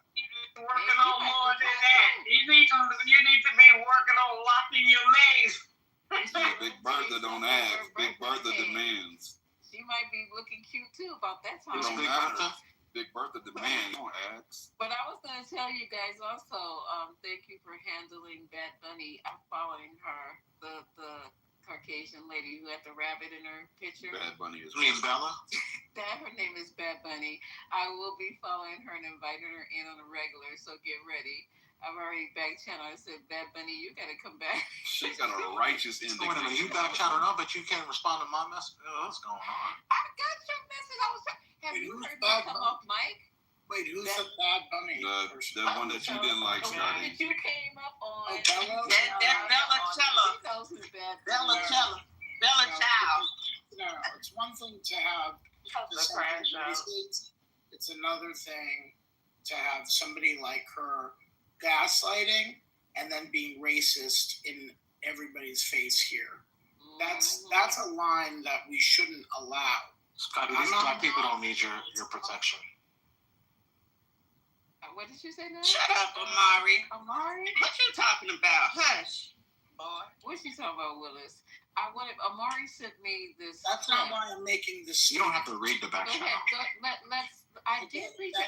Amari, come I'm talking about I to sent the it to- audience. No, I'm not gonna read Read it it to back the to you, audience. but I want to hear that hot and I heavy. sent the clip to Telegram, and all of you guys who are members, card carrying members of 420, please join Telegram so I don't have to be going to every single solitary site to get you guys to see something. But our 420 Telegram, please join. Go through Haitian, so then that way you guys can see, what's published and what needs to be played and what's going on for the day and when the rooms are going to talking open. about the mods? Not just the mods. Okay, then I'm gonna have to leave. All my shit's gonna. Oh Lord, what stuff do you have in there? No. Just talk to me later. This is not the place. Talk to me in Telegram. Yeah, I won't. They have to worry about me. You need to Hold on. You need a 420 Lisa, can I finish my Telegram statement? for the room Yes, you can, and for the Scotty. mods. Don't make the mod Telegram. Oh well, we can all Give them we can their do own that. Telegram. That's what most of the groups, most of the clubs in the houses do. They have a private one for the mods, and they have one that's We can do that. We do have a house chat. Maybe we can put it in that. I've never activated the 420 clubhouse chat at all. But anyway, yeah, we can do that. We'll start another one because it's really tiresome to go to all these different places to place information. I don't have the time to do that. Okay, so wait a minute. Go ahead, Scotty. I apologize. Right. Most of them jokers ain't gonna read. Scotty, can you give me 1 second? I'm just gonna say one thing, real briefly. Lisa, this is gonna be the first episode that goes up on your YouTube. So there you go. Oh no, not really. Really? Really?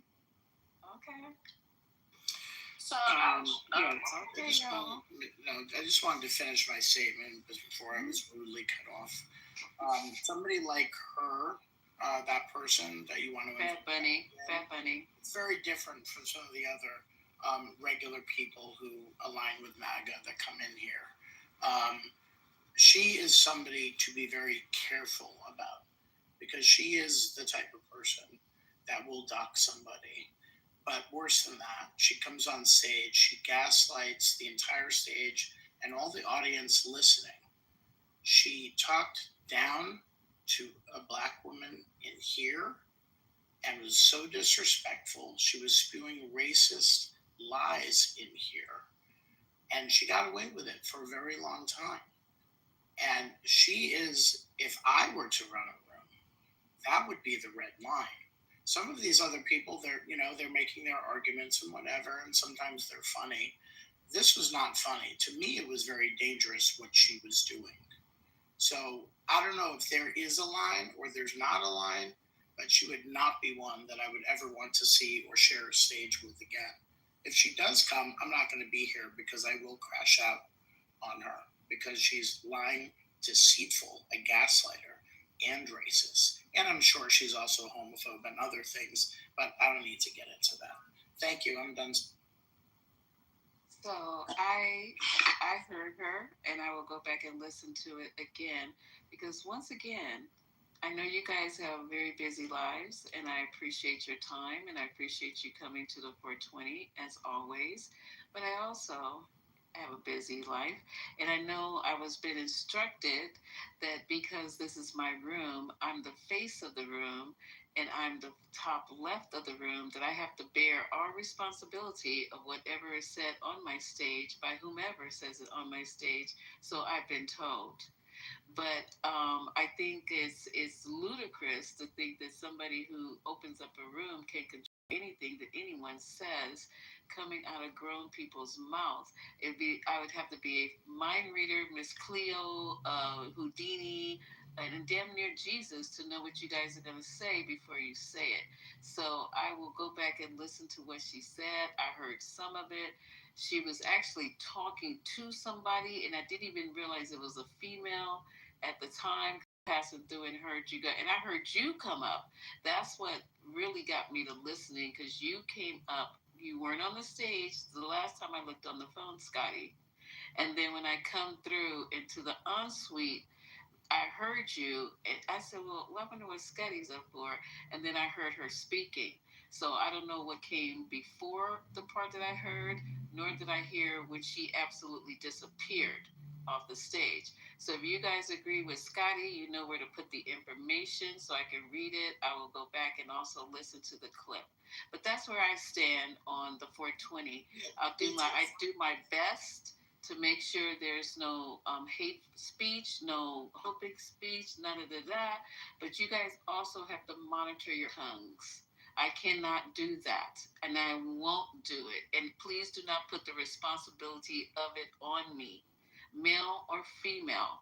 I have enough to deal with. So police yourselves. You're grown, and I would just be here to provide the space so you guys would be able to have these important dialogues and discussions, because they're very interesting, and you guys are very intelligent. You know how to, you know what to say before I do. Y'all at 1, 2, 3, 6, 7, 8, 9, 10 season here.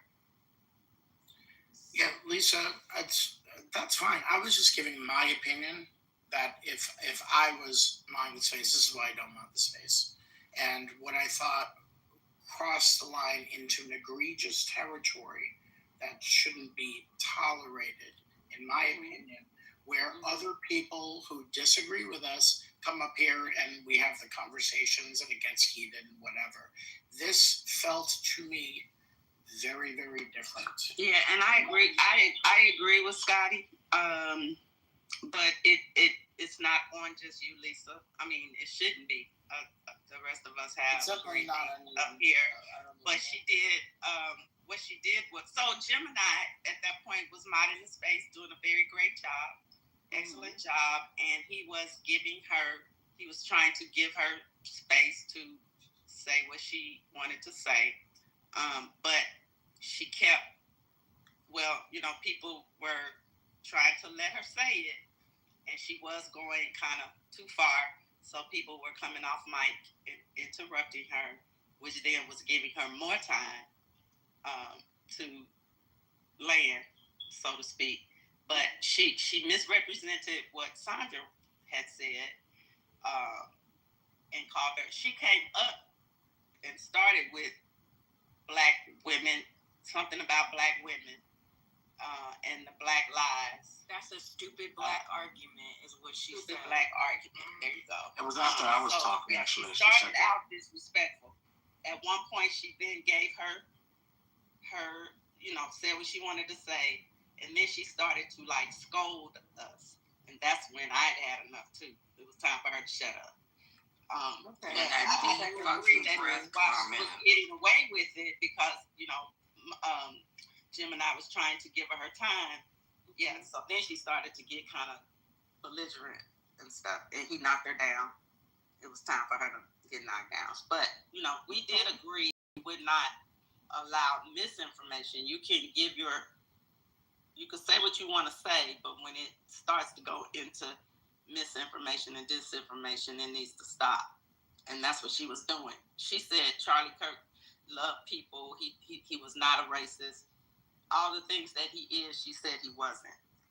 That's the part that I came in on. I heard her going over that. Thought she was challenging you guys as far as, because that's the whole problem, is that they are stopping anyone from saying anything that is counter to what she's saying. So I said, okay, well, now we're getting it in real time, because that's when I came in, when she was talking about how he was not racist, he was not the divisionist, and da-da-da-da. I said, well, god dang, we got somebody in the room saying this in real time, as opposed to Christine, when she's a Trumper. She's a Trumper. She's a female Trumper. And there are several on this app who are African American, but she's the only one now has decided that she would like to come in here and argue with you guys in 420, because she already knows what this room is about. So she knows what she's getting into when she comes in here. That's why I don't say nothing when she's on the stage, because she knows that. She's very clear. So, Miss Lisa. Yes, ma'am. Can I just say something real quick to Miss Lisa? Because oh no, Miss Lisa. Somebody else. I always call her Miss Lisa. Oh, I'm sorry. I was trying to. I just want to tell Lisa she came in after I started talking. So if you go back, you can see, and then she was responding to something after I said. Were you trying to speak? I think I was. You see this? Yeah, be quiet, sir. It was a woman trying to speak. Yes, ma'am. Thank you, sir. And we're going to play for being Amari's respectful. clip at 17 minutes and something seconds of the way the clip starts. Okay, go ahead, guys. I'm sorry. Miss Lisa, I was saying that you came in after the first half of her submission, where she so very boldly, with 10 toes and all, was very fucking rude and insulting with the things that she was saying about black women. And the way she said the word black made me want to turn into AT&T on each other, punch that bitch. Really? She also called us you people. Because Bad Bunny, she was in my. Did she get kicked because she was in my? No, she got was in my let to be backpack. listening to Lisa because But she she didn't get kicked. She didn't get No, kicked. she got Okay. no. Okay. But that's why people were upset, Lisa, because she was trying. I was letting her go, and I kept blocking people and letting her go. And Like I let her get her thought I out. heard you guys saying that, and I'm moving around, because I had to be at work really early. So Lisa, they're over exaggerating. Trust me. No, we're not. I'm gonna listen to it, Amari. Trust me. Lisa, I've been working all night, and I was sitting in the audience all night. I was not going to come up for any reason tonight at all. I was going to go about my work, do my business, and go away.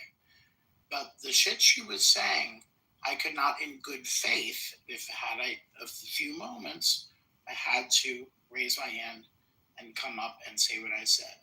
I was shot and brought down because I interrupted. That was fine. I get it. You want to run a room. But I couldn't tolerate it. Eventually, I came back up, and said what I needed to say. But the point is, it was that egregious that I felt I had to come up. I would not have done that if it was any one of the other regular cast of characters that come in, and say shit and argue with you guys. This just to me crossed the line, and that was all. Who was this person? And you know what else happened was I think it was And I respect that, Scotty. I respect that because that's who I was heard. But hold on, that's who I heard. Be honest with you, I'm telling you, when I was moving about and watching the machine was on, and I heard Scotty. And I knew Scotty was in the office because when I was sitting at the computer doing the research and stuff, I start reading stuff now, and I saw Scotty down there. So when he started talking and I heard the tone of his voice, I came back into the bedroom to the computer, and I was like, what the heck? And I heard her saying this stuff about about CK and how, he's this, he's that, he's this. And I was like, oh, wow, we got somebody in the room who's actually saying the things that they want us to actually say. And, and I could tell she was Caucasian because I heard you guys had said it. So I just said, okay, so I turned my back. I took a screenshot of it so I guess I won't be reaching out to her. I took a screenshot of the stage. Yeah, I thought she was black. Okay. She white? No, she's Caucasian. Yeah, you can hear the Valley Girl in her voice. I mean, that's the reason why she. She literally said, "You black people." I was gonna say you didn't hear the way she said the word black.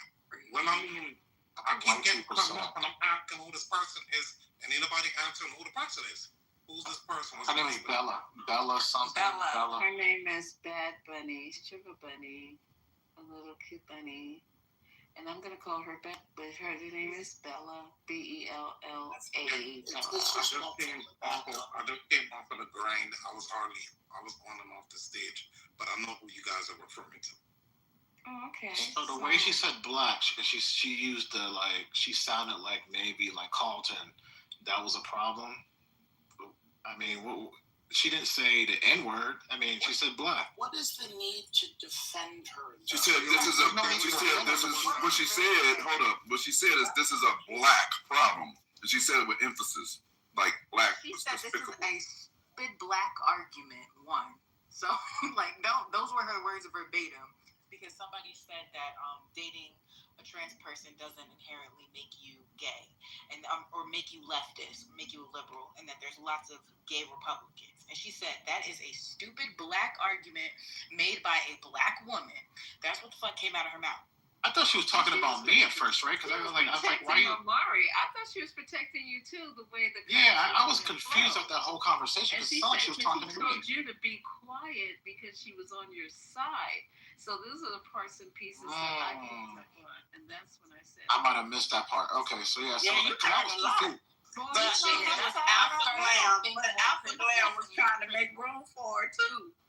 They were talking over, and Alpha Glam said, "Wait, let her talk." And when she started talking, Alpha Glam said, "Oh, she on that side." Yeah, I thought she was on your side. I thought she was going up against me. I was about to go in on her. No. I mean, she is against you, Amari. She is. She doesn't like black people, so that includes you too. As a matter of fact, I don't think much of MAGA thinks kindly to one, the gays, and two, the blacks. So how do you feel about that? You're not a part of the two. But I got a lecture all day today. Well, not they weren't really lecturing me, but I was just jumping in. I kind of like lost my cool on one particular part of the conversation about the Supermax trends they were talking about, and I was told that these particular subset of a subset are basically right wingers, somebody can call me, who are pseudo trans people. They say they're trans. They want to be trans because they said the women have the soft life. So, but they don't transition. But they call themselves trans. That's what they were trying to say. That this, don't mention any names because we have people on the stage who can't have a connection to the conversation that Kim had today. I'll just put it that way. But yeah, it's just too much. And I've been trying to figure out all day today. So I was getting the business. So I'm just trying to go back and research that particular topic. But they're supposed to be on the left, these trends, if I got it right. And I probably don't have it right. Yeah, let me just explain. Like, there is a percentage that is not small of the LGBT community, which includes trans, that are MAGA or right-wing or radicalized in some way, and they have nothing to do with the left. They don't want anything to do with the left. So that's the reality of it. But what I find really fascinating is you have a grown man who assassinated this person in a very disgusting way and a wrong thing to do. And it's his responsibility. It's nobody else. It's not the person he talked to. It's not his family. It's not anything else. It is him that is solely responsible. And yet, because of a roommate who may be trans, I don't fucking know, whose ideology we don't know, now that person is directly responsible for all of this hate, and not the white Christian boy who grew up in a MAGA household, running with firearms since he was 10 years old in that kind of culture. He cannot be held responsible. It has to be the person who's the roommate, who he has known for, a short amount of time, who is trans, who is also not left-wing. So I don't understand why that responsibility can't just fall on him and him alone. Because they need the boogeyman. Without the boogeyman... And that was rhetorical. We know the answer. Oh, he didn't know that. I knew that, though. Okay. Let's see. Okay. So do we have any more information on the person or persons responsible for killing 3 police officers and injured? I have the clip from my favorite, Shapiro, my second favorite of all time governors. And he's speaking on the situation. Are you guys interested, or you just want to? Yes, I've been wanting to hear that. I heard it was a good speech. Oh, is the actual speech? Okay, he's speaking to people and he's talking about the violence, and he reminds me of Barack Obama. Why does he remind you of Barack Obama? If you just look at the way he speaks, his hands, the way he pauses, you could tell like he had the whole Toastmaster Barack Obama probably teaching. Well, that's why he emulates Obama, and then he's like rolling Obama, and then other people. I knew you were going to say Obama because he's a great. See, that's why they were hating on him when I was trying to say, "Oh, please don't choose Timmy, please choose Joshi for vice president," and everybody was like, "Oh, he's trying to be like Obama. He's like the white fake Obama." I was like, "What? The Jews?" To me, I thought if I'm going to emulate anyone, it's very much will be the Obamas. Yeah, what's wrong with that? I mean, we all do here love the Obamas, so you think that's an issue that he would to be like a great leader and a very intelligent man? I would vote Democrat if Westmore or Shapiro's on the ticket. There's nobody else. Those are the only two Democrats I would vote. Kamala would have chosen Shapiro, you would have cast your vote for No. Kamala at that point? They have to be the head. So so that means Westmore has to be the nominee.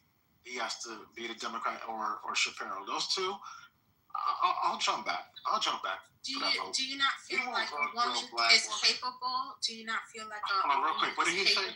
I'm sorry. Do you not feel like a woman is capable for the job as president? What is your name, ma'am? Juicy. Hi, Juicy. I do believe a woman is capable, like a Condoleezza Rice, but not the woman that is in Kiana's picture. Condoleezza Rice? Wow. That's interesting. I am too. I'm just, whoa. More. And another thing I want to do before I play That's why he would vote for her. No, that makes perfect sense, actually. Lisa, did y'all talk about Jasmine Crockett's Senate hearing with Cash Patel? I didn't even know she got a chance to speak. Oh, I just posted today. I just posted it in the chat. Oh my God! If you want to see it. Okay. I think we should play it. Who has it? It's a TikTok. It's a TikTok though. I know you don't got TikTok. No, I don't. Are you gonna play Shapiro too, Lisa? I'm gonna play both before it gets really late. So what? Okay, so go ahead and play I love me some Jasmine. I want to hear her first. I can't play it. Somebody else will have to play it. But I posted it. You got it, Scotty? Yeah, Lisa. They're upset with her because she paying for the boy's funeral. The boy that hung. Wait. She's what?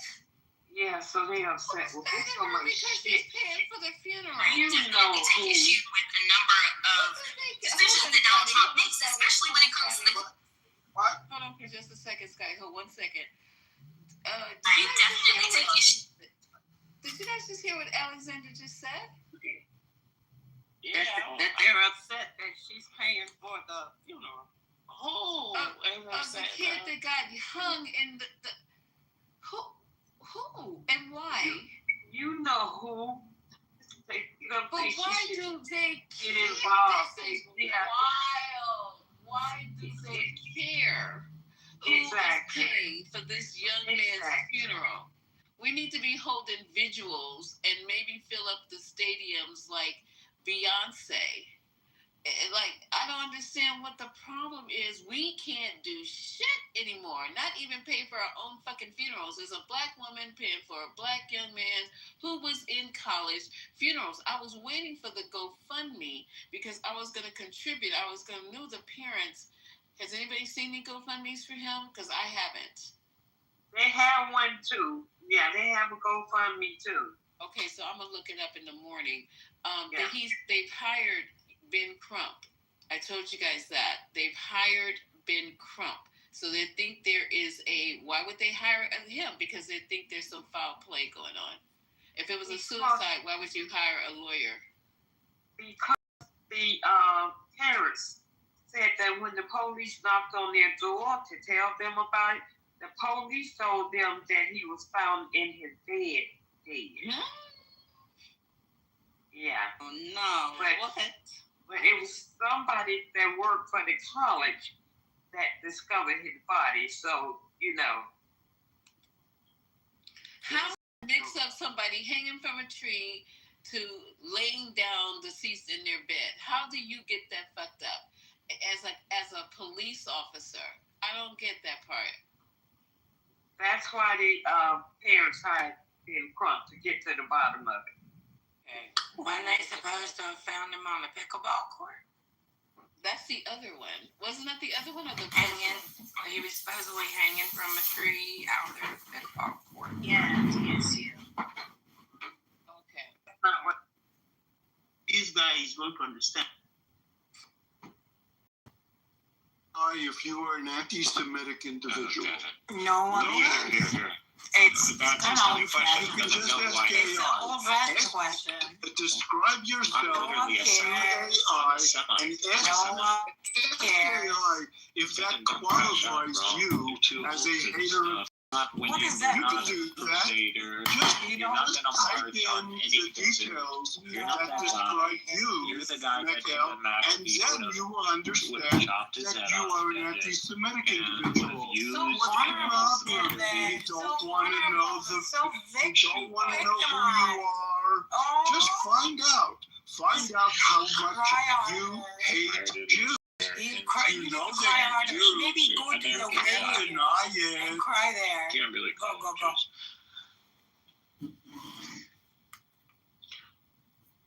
I don't. It's so weird that it's just like we're this continuation of a 3,000 year tradition. I don't know what this guy's even talking about. There is no such thing as a 3,000 year tradition, nor is there an archive that you hate Jews. That's what I'm saying. Can you respond? Respond to what I'm saying, Mikhail. Santa Claus isn't real. You hate Christmas.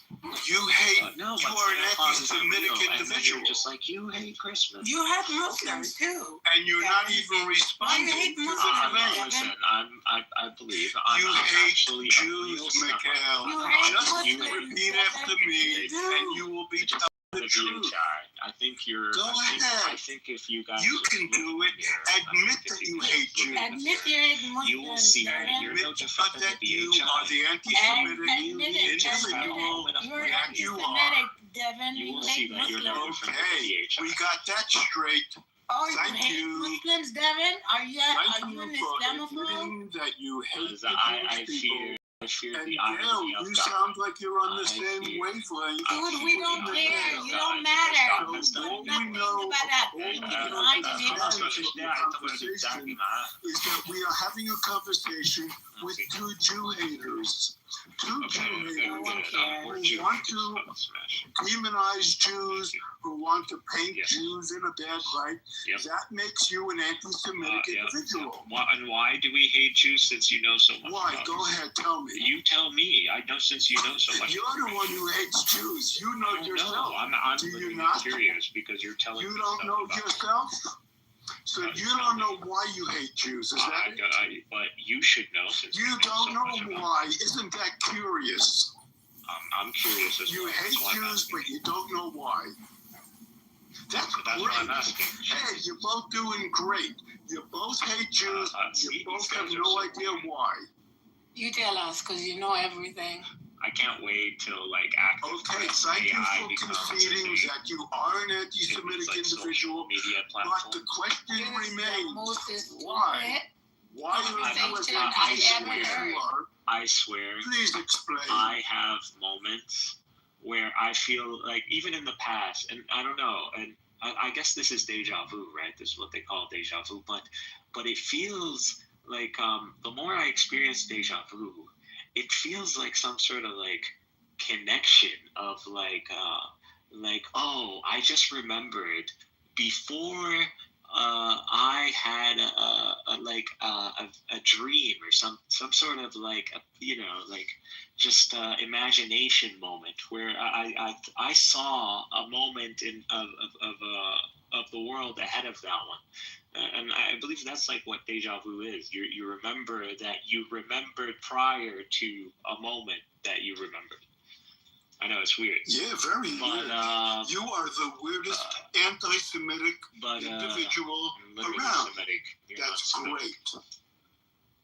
You qualify for new hater of the clearly Semitic. Like the irony of you're this, a Jew hater. the English language. You're a Holocaust denier. You're all those great things. You're the lowest of the low, think it's man. English. You're just the lowest of the low. We would have you are a slimy individual who crawls around on this belly like a worm. It's weird. Who hates simply because Jews are Jews, and you hate those people who are called Jews. You can run your diarrhea mouth all you like. I'm telling you the truth about you. You should just shut the fuck up and understand who you are. You're a Jew hater. Okay, what do you want me to do, Devin? Everybody Tell me what knows that you're an anti-Semitic individual. What do you want me to do? Have fun. Enjoy your identity. Okay, sure. You too. Something is wrong with these guys. Like, I think, I think I don't blame you. Like, okay, let me be honest. I'm gonna be straight up, real honest. Jews are just niggers. Like, y'all know different than them, and you see the BHI and stuff. Like, when you have an identity disconnect, and you're like trying to like lie to yourself, like you end up, you expose yourself. And this is what you see. So when I'm talking to the BHI, I'm like bringing them like the DNA evidence, and I'm like, "Here's AI. Here's what do you want? Let's do this." Like, you hear all kinds of gaslighting and they ad hominems or try to like act like they don't see the logic or whatever, or like AI is conspiring against them. Just denial and indoctrination. I'm nothing more, nothing as less. realistic. I pride myself by logic and reason. Like, I'm literally a pursuer of truth by all means. Like, I'm one of those guys. I believe in that. I believe in knowledge and science. Like, I totally believe in that. These are the pillars. And in Islam, anybody who has made their path the path of pursuing knowledge is literally on a path that is the same path as like prophets and martyrs. So, I'm just saying. So I've committed to something like this a long time ago. So I'm completely committed to knowledge and truth and logic and reason. And if I believed my religion was illogical in any fundamental way, I wouldn't believe in it. I just wish people like would give me the benefit of the doubt. Like, I believe I sound reasonable enough. Like, I know I can get down to the dirt with someone or troll someone. I get that. I'm human. At the end of the day, I get angry too, and God gets angry. So it's just like, it is what it is. It's their fault. The one who starts is the one you should condemn, not the one who responds. But do give me the benefit of the doubt that I can look from it within your paradigm and see whether, there can be a logic found, like in a fundamental way. I'm not even going to criticize you on the secondary stuff, but literally your fundamental stuff doesn't make any sense. And so someone who's truly committed to God and someone who's committed to knowledge and truth, who is a Jew, like, I just don't believe these people don't exist at this point, or they're hiding or something. And the closest we've seen to something like this, like Tovia Singer, and he keeps it pretty strict to Christianity, or Pauline Christian. So clearly there's a vacuum. Unfortunate.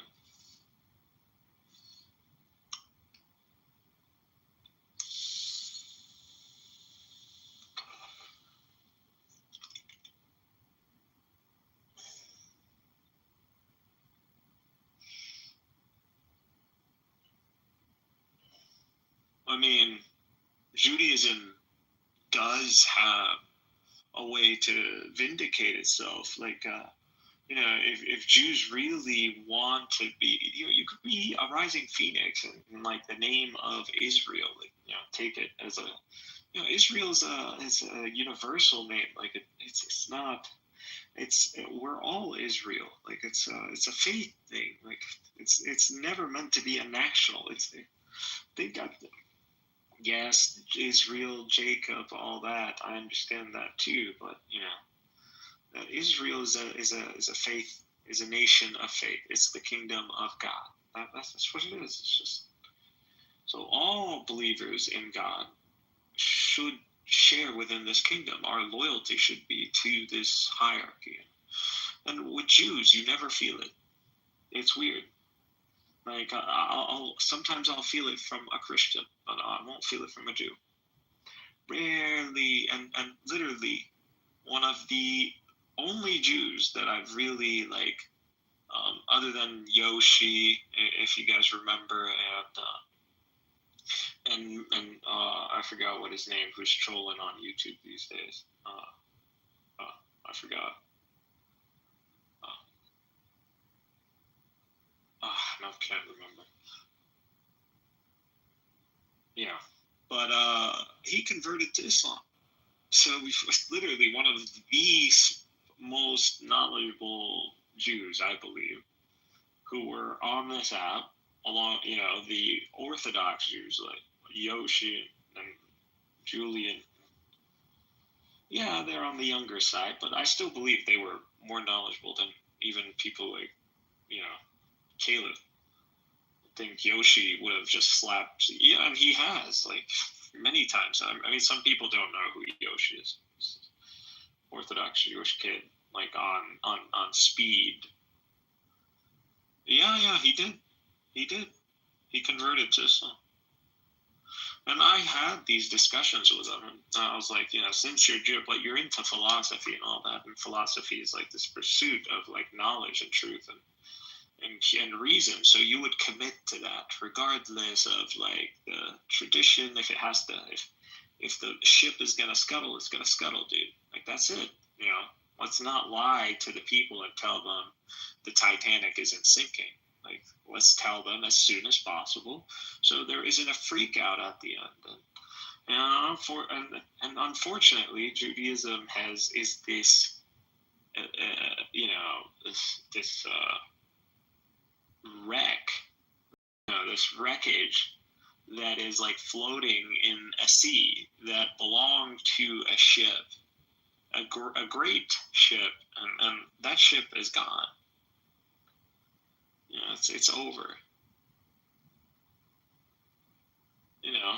There was a nation of Israel, a nation of believers that we celebrate, we hold as our idols and as our examples. But that nation is gone.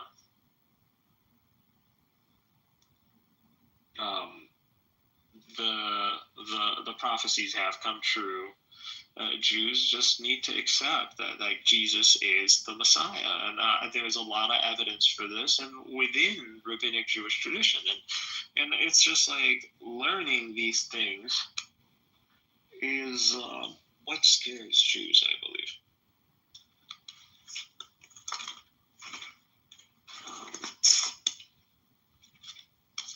Yeah, so Jews don't like it when you learn their shit, because then you realize how fragile it all is, and it's I thought it was because it's some sort of cryptic Da Vinci Code, like it's hidden in there in Gemara and stuff. No. They don't want you reading it because it is that incoherent. It is that contradictory. It is that fluid. And, there's a logos that governs like rabbinic Judaism that people don't catch on to. And it's just that there is this group of people within even Israel, within every people, that think they're the wealthiest and the most intelligent and the most strategic, and they just got a chip on their shoulder. Like they're blue blood. They just see themselves that way. Why? Depends on the society, but they exist everywhere. They're just blue blood. Maybe even some of us at some points might end up expressing that. And rabbinic Judaism is this blue blood thing, but presented as a deed to God that, it's like somehow God, you need to like pay for this, it's just crazy. But that's pretty much kind of what Judaism is.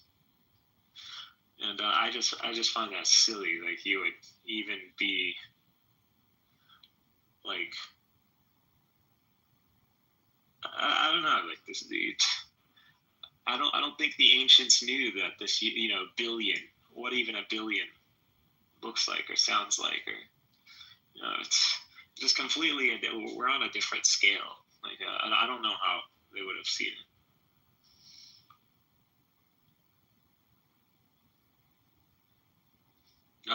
But there's like, it's this elitism, it's this ego, which we believe rejected the Messiah, Jesus. And we saw this ego. The Quran talks about it, like in Saul. So and so, when the Israelites, convened to like have a king, or they went to the prophet, we want a king, and he's like, all right, so if God chooses a king, you guys would all accept God's choice. And they're like, yeah, we'll accept God's choice. And when he chose Saul, they all, started bitching. So they all started complaining. And so that's the story in the Quran. Not the Hebrew Bible that tries to depict Saul as some, loser douchebag, fall from grace, kind of, I don't, which is a common theme in the Hebrew Bible. It's just like this depiction of these revered figures, like these, divine act individuals, God touched by God individuals, and the way they're being described. I mean, clearly you have to see that there's an agenda. Like this can't be. It's all part of testing.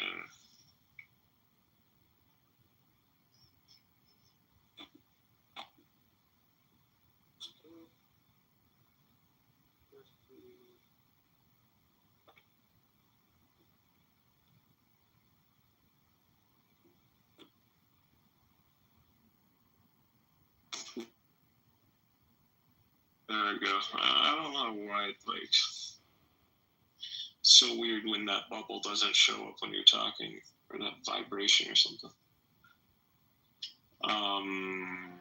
Where was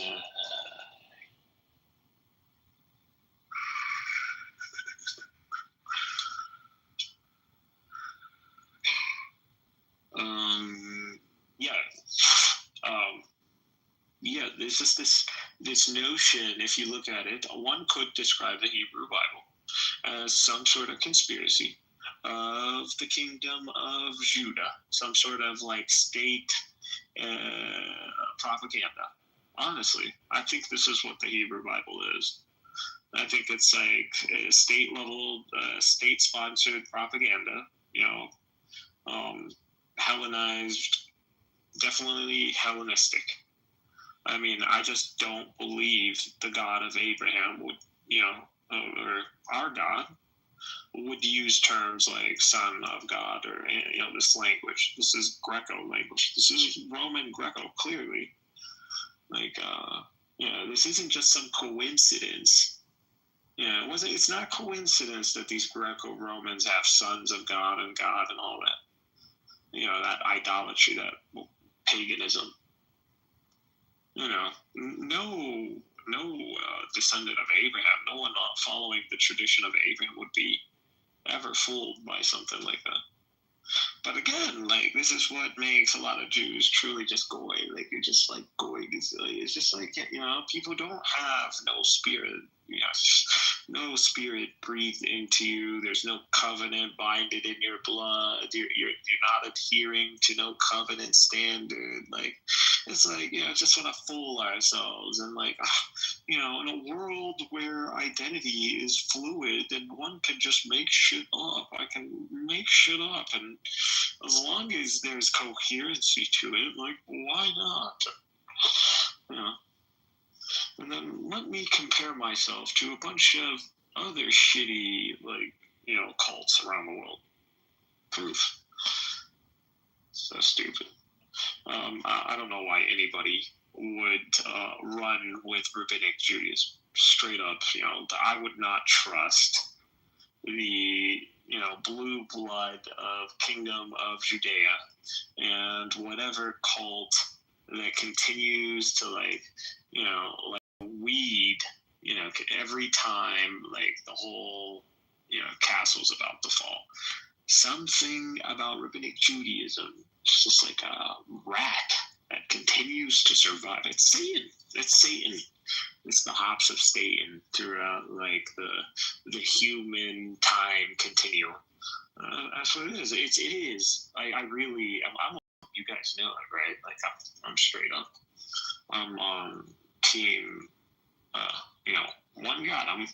I'm with the Orthodox Jews on this one. Like, I completely accept their positions for the most part. I believe Islam should model itself after the halakha when it comes down to dealing with Christians. I mean, obviously with some, you know, no commitment to violence or demeaning, but, you know, an overall commitment to destructure idolatry. And I believe that's probably where Islam went wrong, and that's why we're suffering the current negative slope, which hopefully on our bounce up we'll learn. And so it won't be a repetitive, you know, we won't look insane in the history books. You know. But I do, that synagogue of Satan, like Jews who are not really Jews, but synagogue of Satan, like, bro, like, I'm sorry, like, I would hate Jesus too. I mean, talk about a guy who is either been crucified for 2,000 years or, you know, gone up to the heavens, whatever, or boiling in feces, whatever. You know, this guy, like, who apparently is a Jew, you know, gave the biggest FU, you know, across centuries, 20 centuries, to, you know, and you really believe there's a God at that point? Like, I mean, I would disbelieve too, right? If I believed in that stuff, if you really think about it, like, Jesus, even if Jesus is false, he won at the end of the day. Like, it doesn't matter. I mean, we could be cynical about it, but then what does that mean about your God? Like, one of the biggest problems with Judaism is accounting for God failing at critical moments, even though the Jews are the only monotheist. As in, they are what the nation of believers or representatives, or the Khalifa or the Caliphate, would have been on earth, you know, the Kingdom of Solomon. Like, and God had no problem, you know, bringing down, you know, completely just, you know, the Hebrew Bible just, like, God's not, either he's distracted or clearly callous or something, or just stingy, like, I don't know, man. Even gets beaten by a foreign god, like God of Moab. Oh, it's like, it's clearly state propaganda. Like, there's no way you would believe that this is divinely revealed. Like, it's just absolute insanity. Hebrew Bible. Like this story, the story of like Jacob and Esau alone, if you had true belief in God, and I mean the belief of an innocent, like I don't mean, so I'm sorry, there are people who don't understand that there's a price you pay when you live life without faith in the true God. You know, God is forgiving, but the past is the past. And the past can't be changed. And there are consequences, you know, iniquities. And, you know, you will never have the same frequency of as a human who's lived their whole life, their whole awareness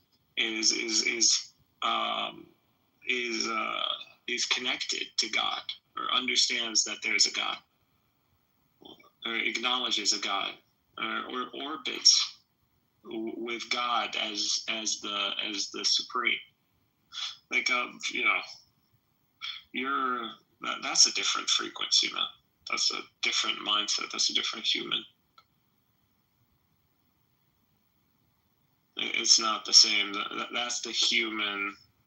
Like that's, you see that mindset a lot in Gaza, like in places like that, but it's rare around the world, especially in, you know, Judeo-Christian communities. It's just, you know, no faith, no commitment, nothing even close to Islam. Like Muslims, the way they commit to faith. I'm objectively speaking, as someone who's seen like both sides. I've gone to synagogue, gone to churches. I've been the fly on the wall. I'm not going to say I've been to a lot. No, like, you know, 3. 2 Catholic church. I go. I try to. You know, if I'm invited, if someone will go with me. I don't go alone. I don't go anywhere traveling or new alone. Just like why go alone and look dumb on your own? It don't make any sense. Anyways.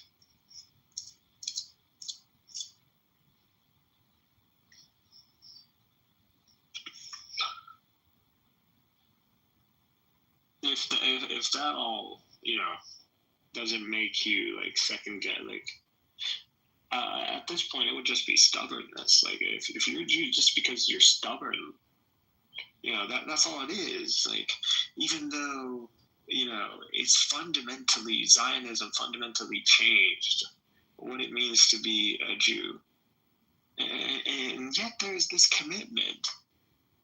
Like, even if you don't believe in God, you know, I'm still committed to this narrative. Like, the narrative is their God, like in a way, and that explains a lot, right? Like, I believe that explains a lot. The Jews believe they're the rabbinic Judaism believes they're the authors of what God actualizes, or what, like, you know, the book of like destiny or fate, whatever they call it, the book of life. You know, they think they're the scribes, you know, unless their pens hit paper and the ink dries and they codify it. And that is when it's accepted. That's when it's divine. That's when it's godly. That's when it's taken into reverence. Or, no.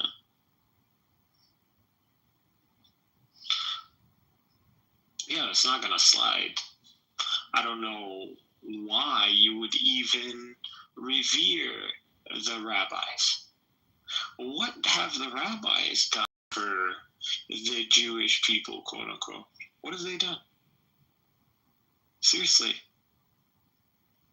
If I'm just saying, because, you know, this isn't an obsession, because it is the history of this region. just from that region.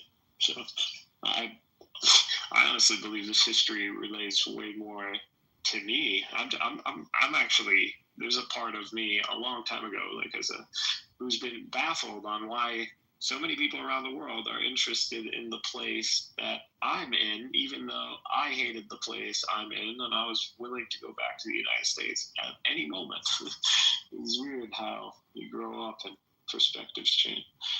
But yeah, it was always weird looking at like Palestine and just like, all these people care about this. There are better places in America. Like, shit, there's Nintendo in America. Ugh.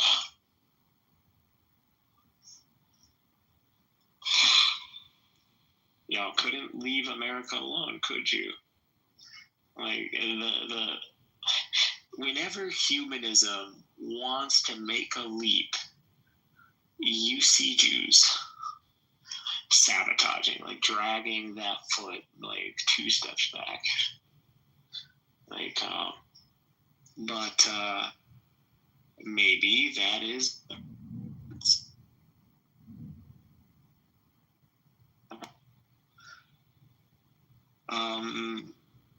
as the the enforcement of the decree by God. Maybe he uses the Jews somehow. I mean, there's nothing inherent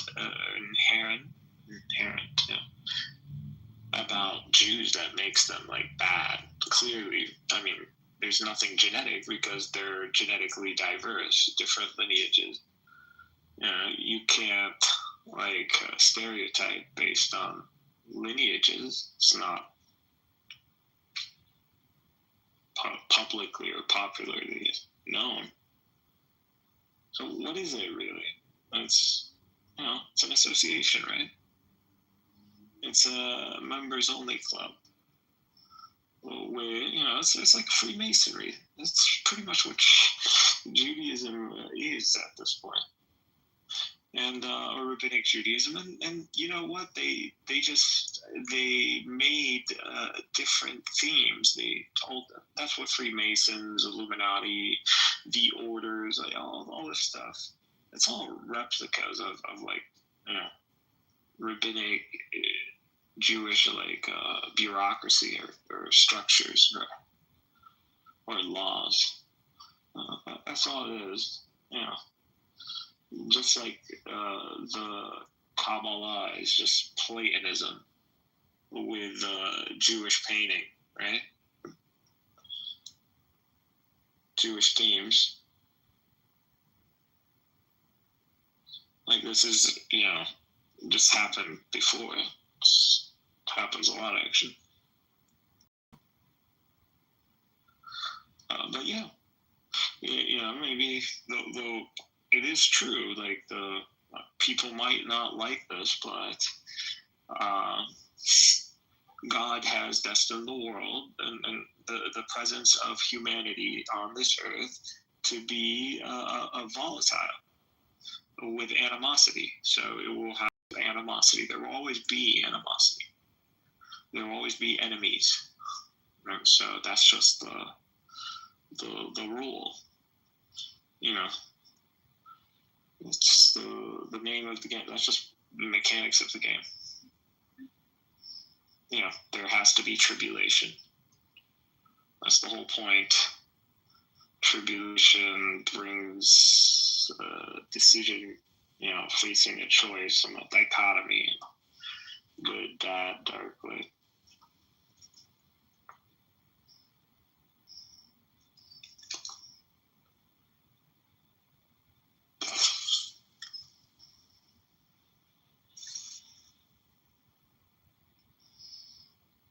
Yeah, if I was just completely, which they already paid the price for Chokhmah, like they all got killed anyways. Like honestly, why would you, like when you see Rabbinic Judaism and this like over glorification of like Akiva, Meir, Hanasi, it's like isn't this the crowd or the chain of transmission into the future that originates from the very shit show that brought or endorsed the Bar Kokhba revolt. I'm sorry, it seems like Jesus's way ended up being much more influential, and one could say maybe even fractured internally the Roman Empire, which left it susceptible or vulnerable to the rise of Islam. One could say or explain divine providence that way. Just rabbinic Judaism has like this collapse in divine providence. You don't know what God is doing. Hundreds of years, void, gaps, no prophets, and nothing. Like, what's going on? What's God doing? Is God like dark matter? We just can't figure it out, or like quantum mechanics, some lineup of planets or galaxies need to happen. What is it about God and rabbinic Judaism, the tradition? What is God doing? That's a question. Like, if Jews, if the narrative is true, like you have this like chosen people and they're chosen to hold, carry the burden of like the law and being a standard and light to the nations and humanity, Bani Adam and all that. Like, and this is what it's supposed to be. This is the divine, interaction with humanity. This is a shit show. 4 exiles later, this is a shit show. Like, what is this? Like, you really gotta be sincerely asking yourself this question. Like, first time, it's on me. So, yeah. Second time, or what? Is it first time it's on you? Second time it's on, it's on me? Or third time is the charm? Or what are we doing here? Yeah. 4 times is what?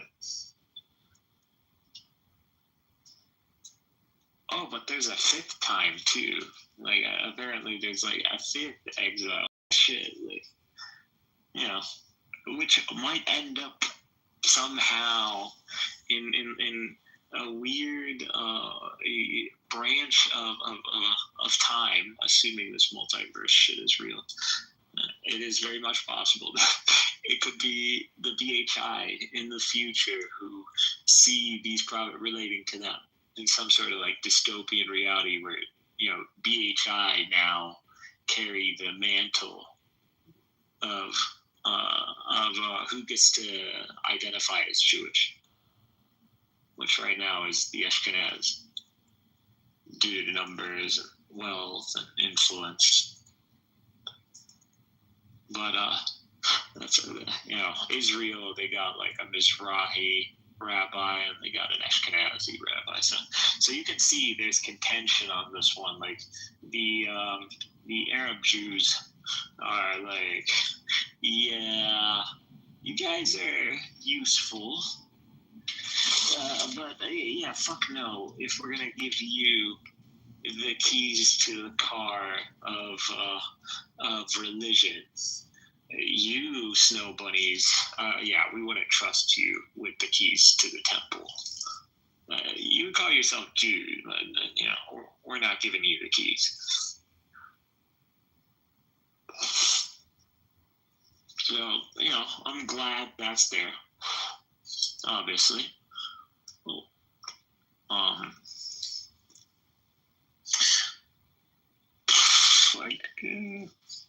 It's kind of hard to see like a Semite, Hamite, like kind of unified identity. And I guess. Arab world, right? Yeah, that's it.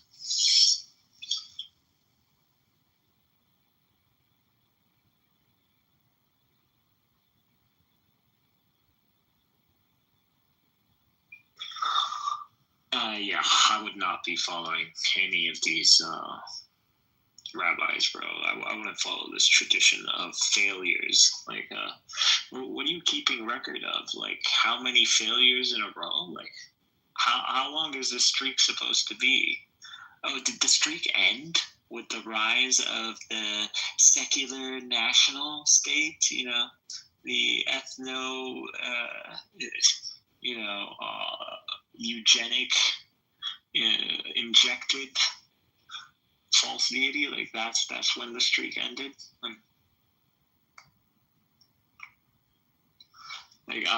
This can't be divine providence. You understand that Israel can't be divine providence.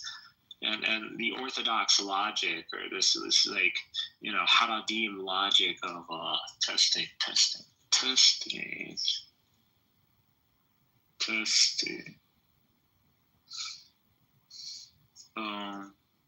Nope.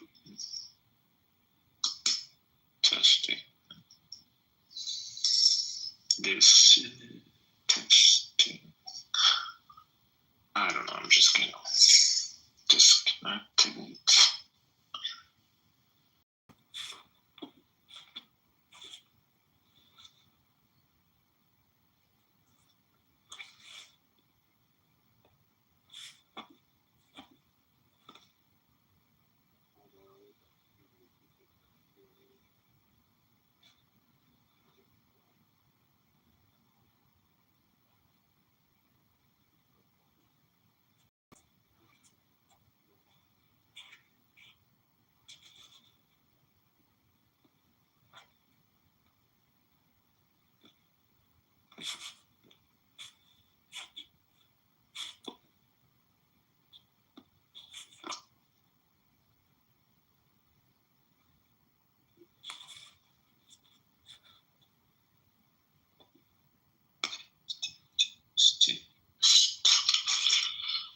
Test. There we go. I think that. No, not damned.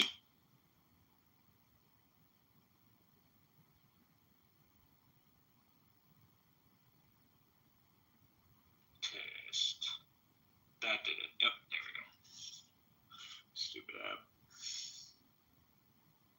Yeah, I wouldn't trust rabbinic Judaism.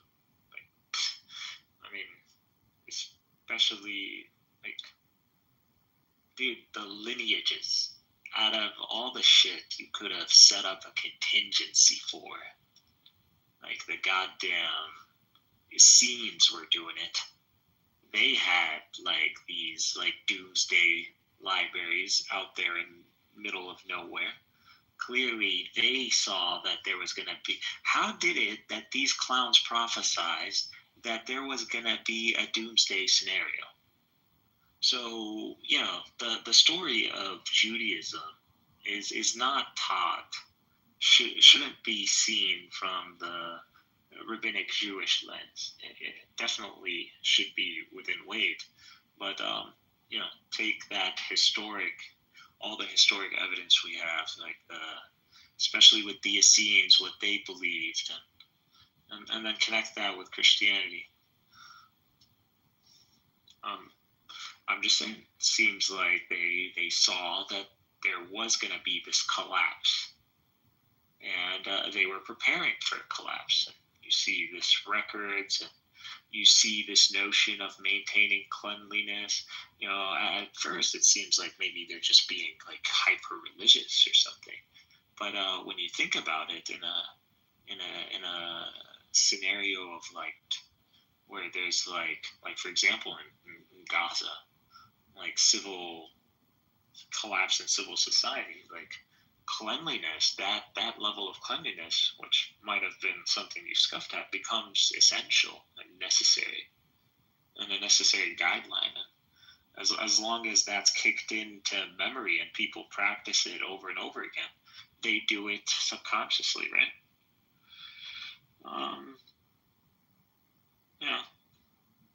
The more you learn, the more you live life, the more, what seems silly to you, maybe as a kid, seems, you start understanding the wisdom of things.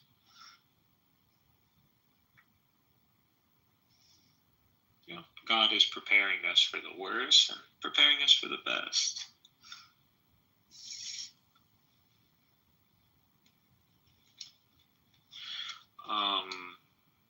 I think the Essenes the historic evidence is clear. They existed before Jesus. This can't be disputed. Did the Essenes prophecy, they just magically came true? Is it a coincidence? How did they anticipate the fall of Jewish, I guess you could say, kingdom, fall of a civil order, or civil government, or central government, or I don't know, classes, I guess you could say, maybe classes. So that's a miracle on its own. That's a prophecy that came true. I don't know. Clearly there has to be a connection. It's not a coincidence. Oh my God, this mic thing. Turn off the Wi-Fi. Test.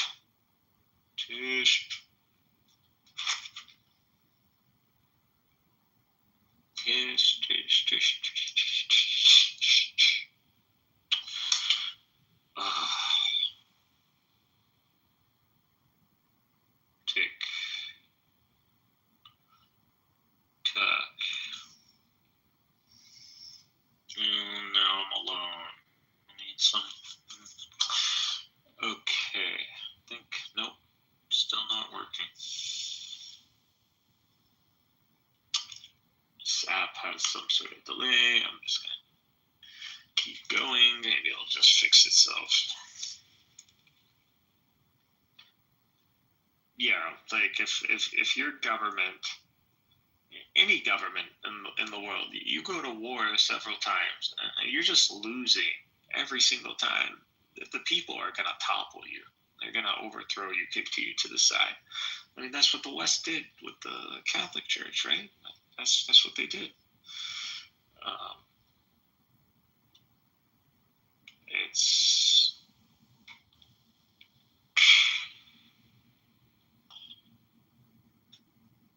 can you hear me? Just real quick. Yeah. Okay. Yeah. So, I mean, it would make sense if there is this so-called Jewish consciousness, or Jewish people, or national, community. Which, come on, no way this could have existed. But you do you, boo. Whatever, believe in it. It would make sense to rebel against these guys. Honestly, what the Zionists did is just should have happened a long time ago. But it seems like only in the West was what Zionism is actually a creation of another body of government that isn't the Rabbanut. So that's actually what happened. And so you can count on the Rabbanut to be a failure because they're always failures. And so, the rats all the mice are going to jump ship anyways. So that is literally what happened. They all just jumped ship and they went to the Zionist ship. It's ironic. Yeah, a lot of people be saying Zionism and Judaism are two different things. Okay. I mean, one is the projection of the other. One is a cause, the other one is an effect. Sure. I mean, you gotta take the good with the bad.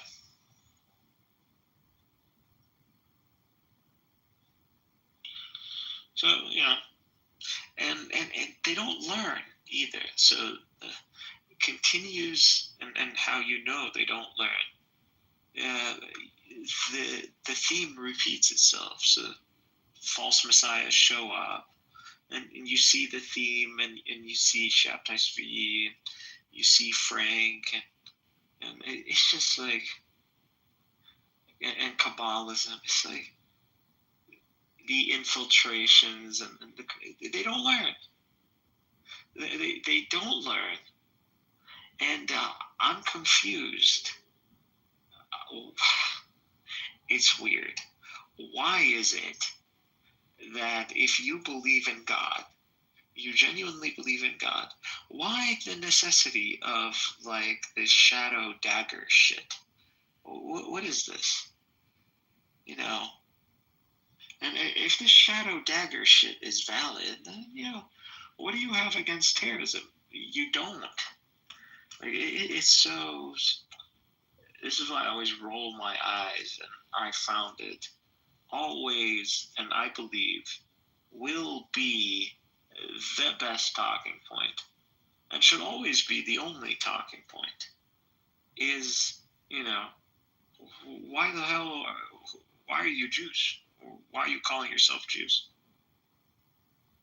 I honestly don't understand why all these people are calling themselves Jews. Like, just, you're a godless atheist. Even if your parents were pious Muslims, okay, you have special status now. You're an apostate, so, okay, cool. So because he has special status now under an Islamic framework or paradigm, or related to like a specific spectrum of ethnic people, like what? Like there must be some sort of universal Jewish identity that transcends like adhering to axiomatic truths that you don't really believe in.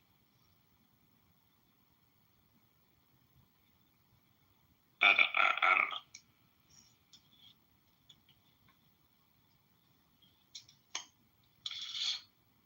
Right? It's a joke. It's seriously a joke.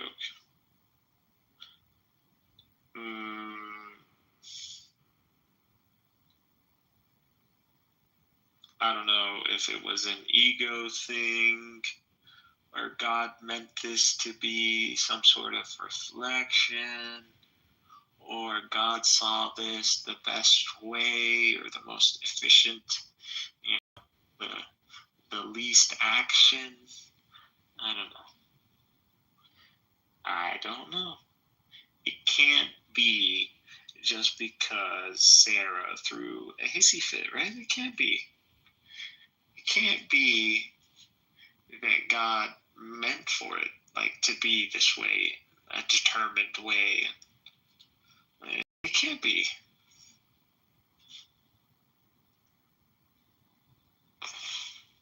It's it would be stupid to believe so. A moral disaster to believe so. I just think anybody who's left surprised on why half the Jews are atheists, are people who are just ignorant of Rabbinic Judaism and the Hebrew Bible. I honestly don't like the cognitive dissonance of people like Rohan when they throw rocks and they literally living in like not even a glass house. They've got nylon homeless guys attempt to like shelter from rain. It's like nothing. You got nothing, bro. Like, why is this guy bringing like a Nerf gun to a gunfight? Like, Like, hopefully I don't age to a point where my mind becomes that rigid and static. Hopefully not. But it's usually, you get that boomer vibe. It's like they're just stuck. They're just a model. They're just like, they don't have that much processing power. All the processing power is dedicated to like making bitcoins, and the bitcoins that they have that make them feel like they got something, some pseudo identity. It doesn't matter. Ties it all back to the blacks, the blacks and the Jews and the ADOS or the Negro, or I don't know if you want to call it. I honestly don't see, just like with the Jew, like you could say Jew and the Jew is more sophisticated, and they have to be, because like I said, they're spectrum, and they hold themselves to high standards. But even with that, a Jew, you could say it in a specific tone, and that could be an insult, and an insult will be usually received and will be noticed. And the same thing is with black people. The N-word. The N-word is the same thing in a way. Just that correlation should show you there's there's some sort of symmetry in the pattern that these two demographics are following, the trajectory that they're in, or the graph, you could say, the symmetry. It's clearly the symptoms of a people who are like remnants, gypsies in a way.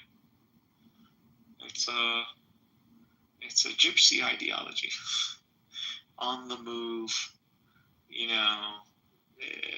ragtag, maintaining of some sort of like traditional memory, like kind of thing. Special privileges, secret handshakes, and like we'll probably hire you over that German guy, stuff like that.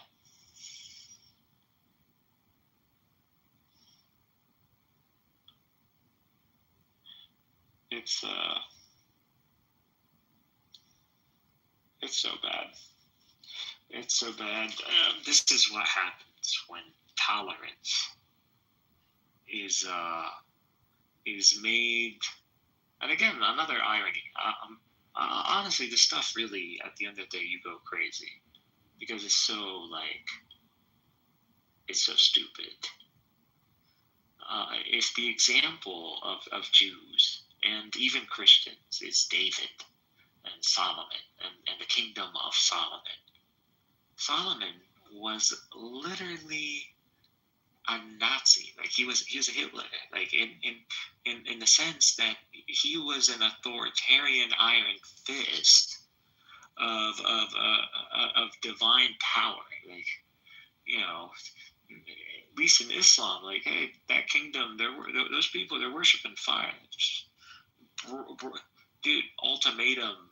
Just like Muslims in the 7th century with like Heraclius, like and Kisra, like of the Sassanids, like bro, like you tribute, you convert, or I send you to meet God. Like if that is the ideal, and what, like. If you guys all want the Messiah so bad, and you want the Messianic kingdom so bad, and the recipe is that the law of God will be, enforced in an iron fist, what the fuck is preventing you from doing it right now? this is when you realize that Christians and Jews, they got nothing. When the Quran says they are literally upon nothing, it's true. Literally upon nothing. It's just like the Jews have found a tradition. They have found a tradition in gaslighting themselves, or scholars, or nerds. I'm sorry, or I mean, so many ways to look at it. Judaism as a body, with the rising of Christianity, and because of Islam, created a dynamics, and especially in that regional world. And your religion, your affiliation with theology was necessary as a collective for you to survive in that jungle. So Judaism became a practical thing to keep around as a body that, collectives would use when they don't want to put themselves in a polar position or a bipolar position, align with one of two warring camps. That's where you see Judaism. It's usually adopted by, you see kingdoms like Himyar, Khazar,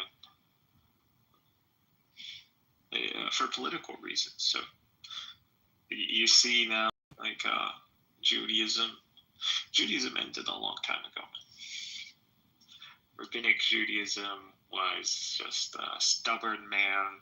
Whoever Hanasi is, I just don't believe one guy could revive a whole thing. Clearly, there was some other intelligentsia body or something. Which, Jews weren't wiped out of Palestine either, so I'm sure there were people, good people who had some, intuitive, honest, objective understanding of tradition that might have, been critical to the Pharisees. Could be. But the Mishnah, it's not I don't really believe it's a one-man effort, but whatever, let's say it is, that's it. What do you got to show for anything? Other than this, one-man effort, that isn't much, that apparently, leads to some sort of, collective effort that culminates, I guess, in, the Babylonian temple. Let me see the Masoretic text.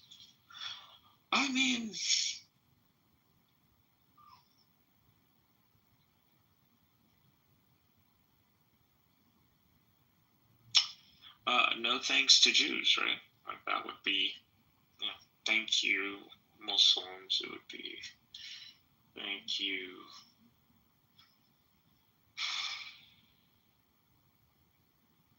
I think Christianity is just a sabotage, anyways. Or Pauline Christianity, which, by the way, I've heard from rabbis. You can chat GPT as well. It's not binding or something. It's there though, but within, that Paul was this infiltrator, he was a spy, or Peter, actually it's Peter, yeah. So there are rabbis who would tell you that they have a tradition where Peter is an infiltrating spy. This figure that Christians call Peter is actually a spy. And the whole purpose of this was to detach Christianity as a messianic Jewish movement from Judaism. That's what the objective was. And so Peter goes to like Rome, the seat of the empire, and coordinates at a state level, a way of like tackling this messianic movement as some sort of like common enemy.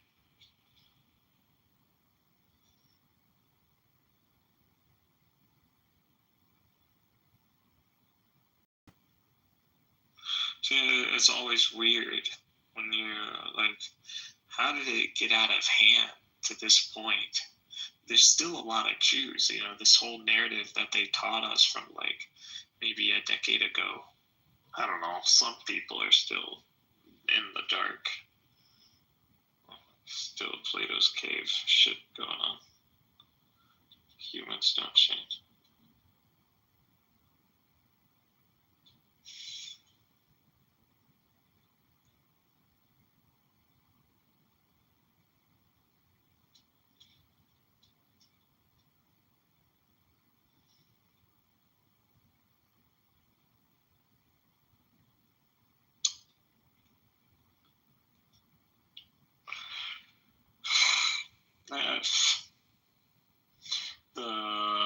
I believe Paul is also an infiltrator or I believe he's an agent of the state, Rome itself. So I believe he's an agent of,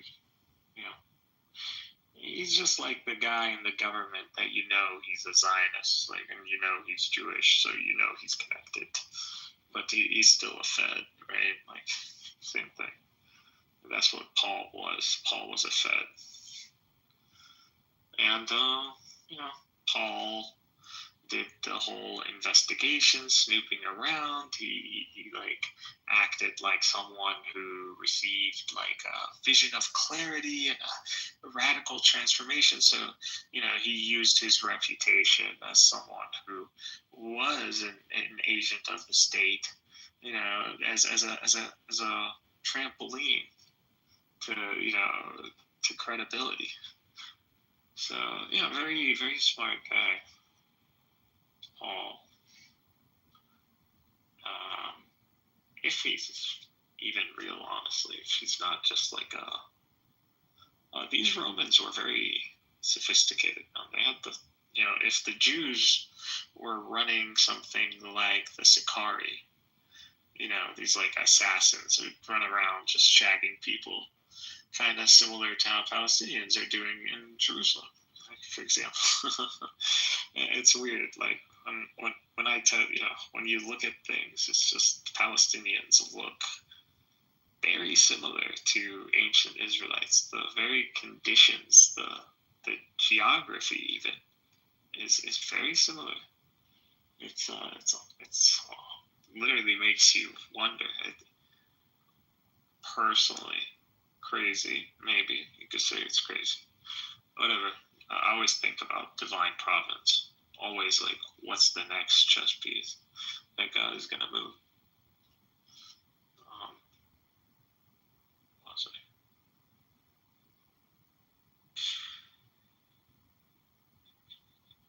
Oh yeah, I think it seems like it's the setting up of the stage to look very similar to the times of Jesus. And as the moment that brought Jesus, like into presenting himself to the public, there was a reason. Yeah, Christians don't really know the reason. Like, they just say like, oh, that he was supposed to start his, predestined 3-year whatever nonsense.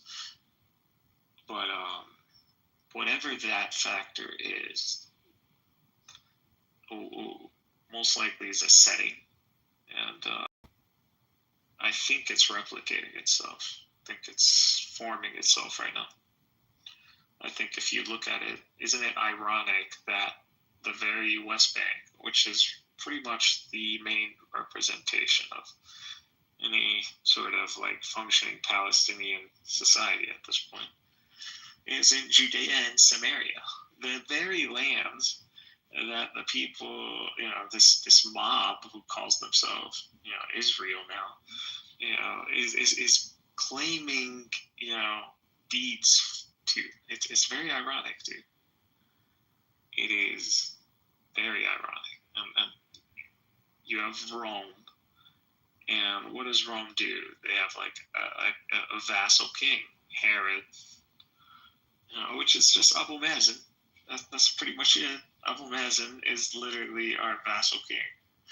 He's the vassal king of Judea. It's fucking ridiculous, man. And guess what? We're facing the threat of incurring the ire of Rome, Israel, that might lead to the destruction of our temple, mosque. Goodness, how times back then are very similar to times right now. So our Pharisees are practically the PA.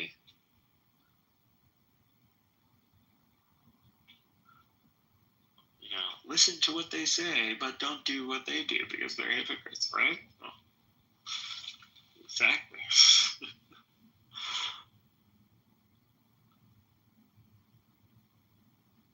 Exactly. I'd say the PA probably are closer to Jews than a lot of the people call themselves Jews. Definitely heading in the same trajectory, aren't they? I mean, what happens in the common era? There's eventually, and I've said this before, whoever's hearing, remember this very well. There will be a third intifada. It will be in the West Bank. It will happen. This war is not going to come to an end. This will escalate. It will go through changes and stages, and it's a domino effect. That's it. Someone called Daif and Sinwar lit the keg. They lit it up.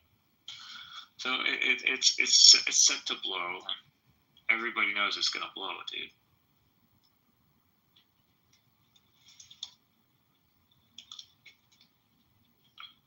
So at this point, I believe everybody is waking up. At least all the Arabs are waking up. So the Arabs are like, I guess the United States just let that shit happen against Qatar. So Israel just is doing shit unchecked. This means someone else could do shit unchecked against us. Doesn't necessarily warrant an American response. So why the fuck are we paying these people at this point? Did they just flip the whole petrodollar dynamic on us? Did this motherfucking Trump guy just European us? Is that what he just did? Because this is what he did to the Europeans, with NATO.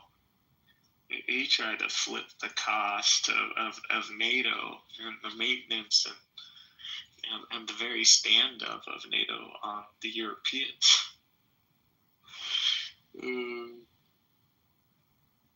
As now American presence becomes a privilege, not a conqueror or a victor of World War II that's holding territory.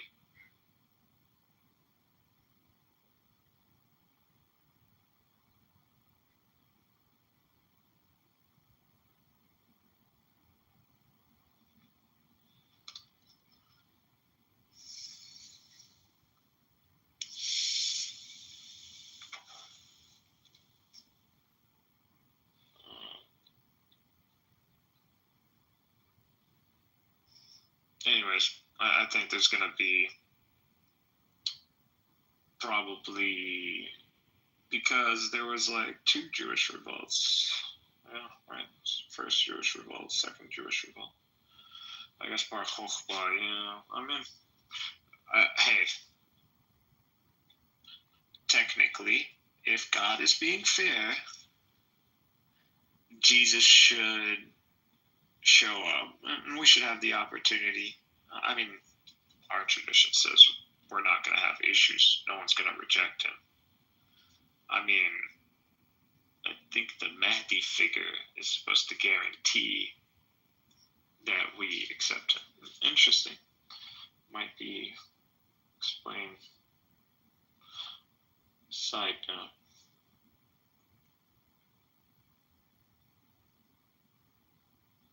Yeah, we Muslims won't have contentions with Jesus. I mean, his arrival will be just a divine act on its own. No one would be able to deny it anyways. So Jesus can't even be denied. Just his very presence, anything that is literally antagonistic towards him just ends up decomposing or dissolving. So Jesus is coming with like absolute authority. Like it's not, the guy's radiating divine, authority.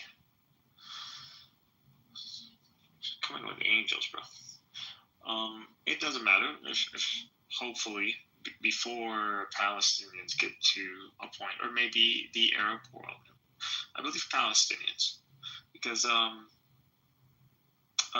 more I've learned about like Jewish history and like teachings and eschatology and like Christianity and their teachings and the more I've like been connecting the dots and like blueprint, like see, the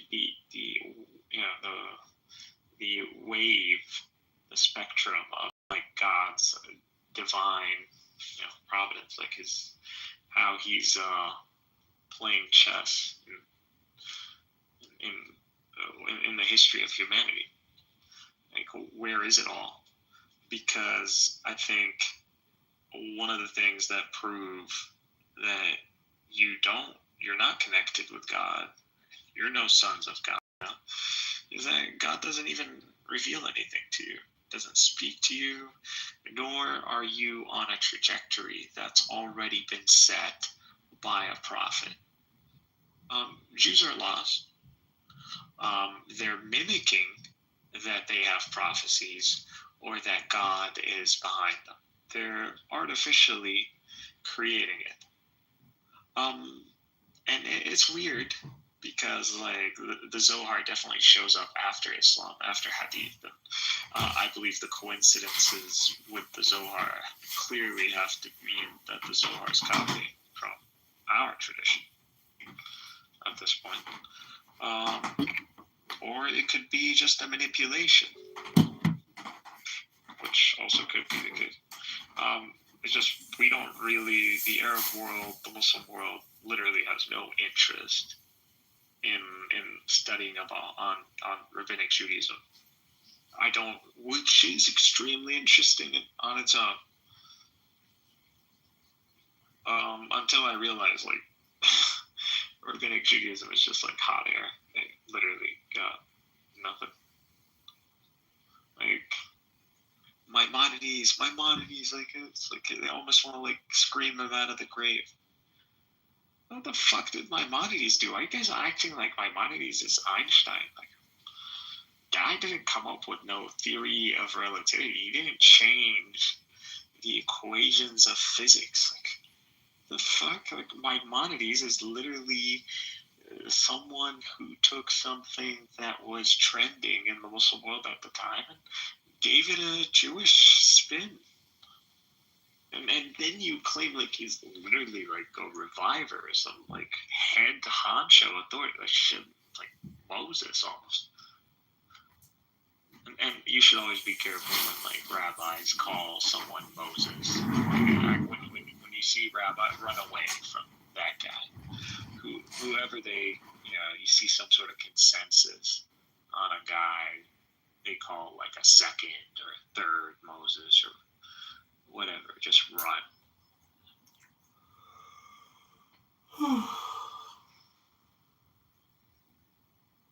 Like, if it puts things into perspective, and because they act like they actually cared about the lineages and the maternal and the they actually were like very nuanced about it even before like rabbinic Judaism, during the times of the Temple Judaism.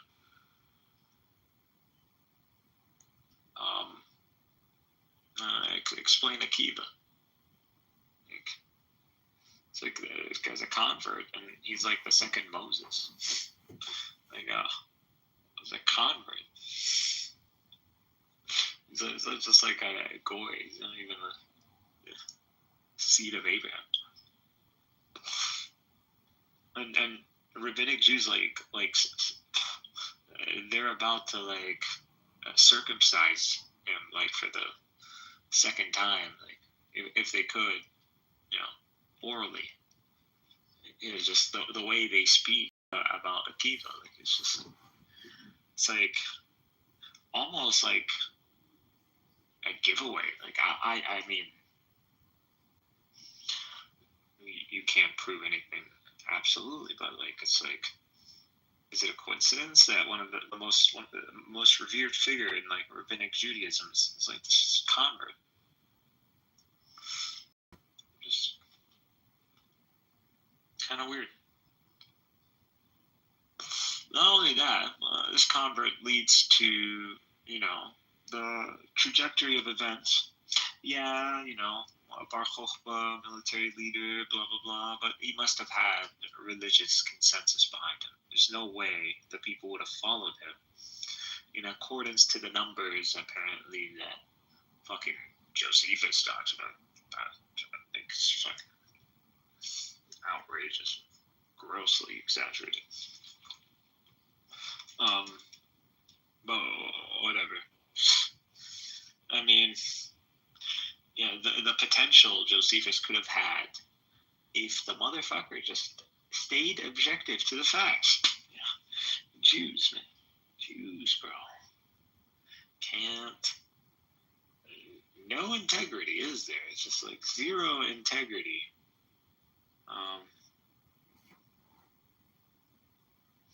I mean, fuck humanity. Like, at the end of the day, I don't blame you when you allow this ideology in your midst, or even if you don't believe it yourself, and you have your community orbiting this ideology. It's still an idol. It's still there. You still have this ideology that's built around like God sending a revelation to a select elect, an elect. Like, and for some reason, only this group, the mighty cosmos creator, God. You understand God? A billion years. You understand what a billion years is? Older than that. Something that makes that look like a millimeter on a ruler. Or a fraction of a millimeter. Dude, Jesus Christ. The more I realize, like, dude, we're playing. We're beyond. I think when like it's really shown to us, like reality, I think humanity is gonna suffer, two, psychologically catastrophic moments. It will come in the dunya where there will be some discovery, some revelation by nature, not necessarily angel or supernatural, that will literally, break everything. And so in this world, so we'll walk around like zombies practically, just from the realization. And then the second one is going to be Judgment Day. How horrific it's going to be. I think these two events are going to leave like an imprint in human consciousness, like in the forever from now.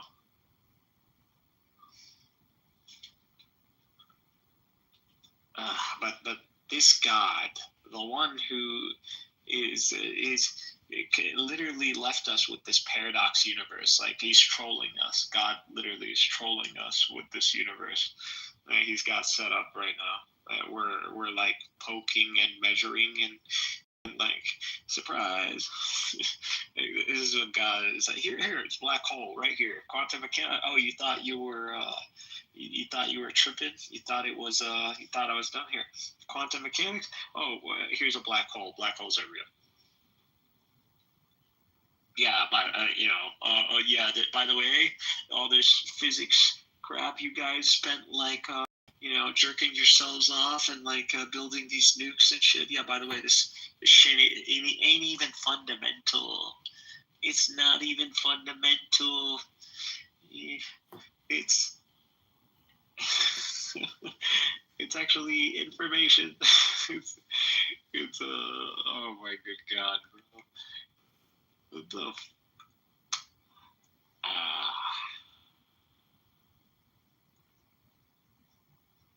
other than that, we are experiencing change and temporality.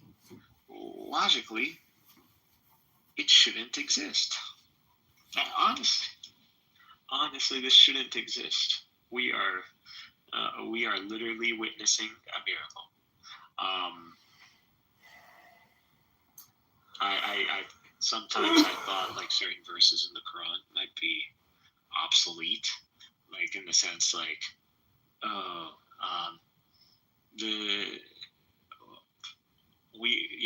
this is a work of witchcraft, or we're under the effect of like sorcery,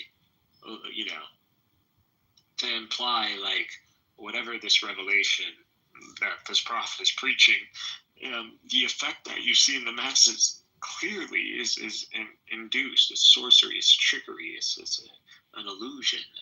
And even if they see the miracle itself, they're under an illusion, witchcraft, common code.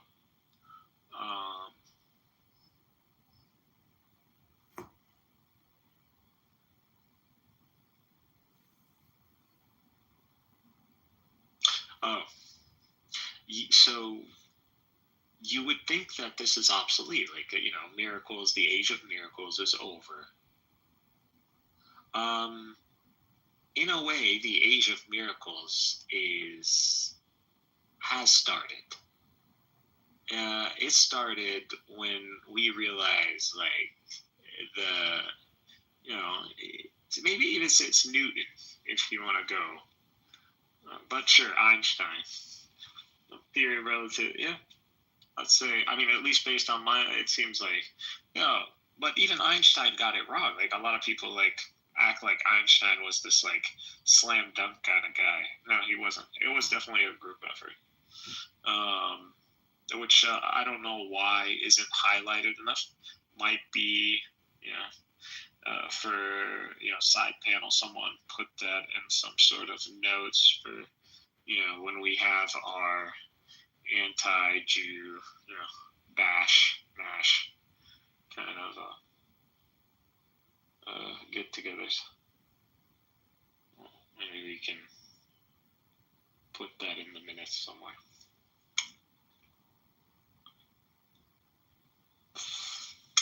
But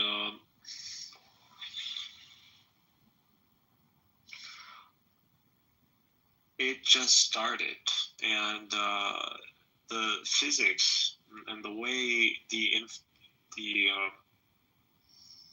which I don't think people, like, it's dawned on them yet, or people just don't give a shit. Like, I don't know how other people live their lives. I don't know. I got like a tether considering God. I got a field. I'm connected. Some people live like they're a needle in a haystack. It's just fucking weird. Like, no, depth. Like, no global. They don't see themselves as a citizen, some part of something divine. I don't know. Again, Plato's cave. But when a lot of the initial expectations of Einstein, they turned out to be wrong. And even right now, these fundamental these scientists, physicists thought was intuitive and should be the case actually is the opposite, and this continues to happen. So and quantum mechanics, and even with black holes now. So the physics seems to be pouring out a fountain of just error, smiley face, troll. This is what the universe is doing right now. So this is what physics is telling us about the universe. The universe is trolling us. God is trolling us. You got dark matter, you got black holes, you got quantum, you got awareness. It's inside out, outside in. Reality is this teterax. It wouldn't even be. I think it's definitely beyond that, but it's there, but it's not there. It's crazy.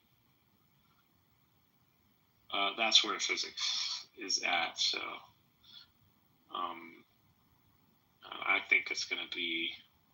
We're gonna be the days of rapid discovery. Those days of Einstein, 1920s, or I think that era is ended. We're going into uncharted territories. I don't know. I believe there's going to be a long-term impact because of this. Just in academia and research and stuff. It might lead to a renaissance in a way, maybe for philosophy, or just a new way of approaching science, like logic and reason. Because just we're not going to have the technology or the energy to observe things with our senses. We're just not. It's all being done mainly by math.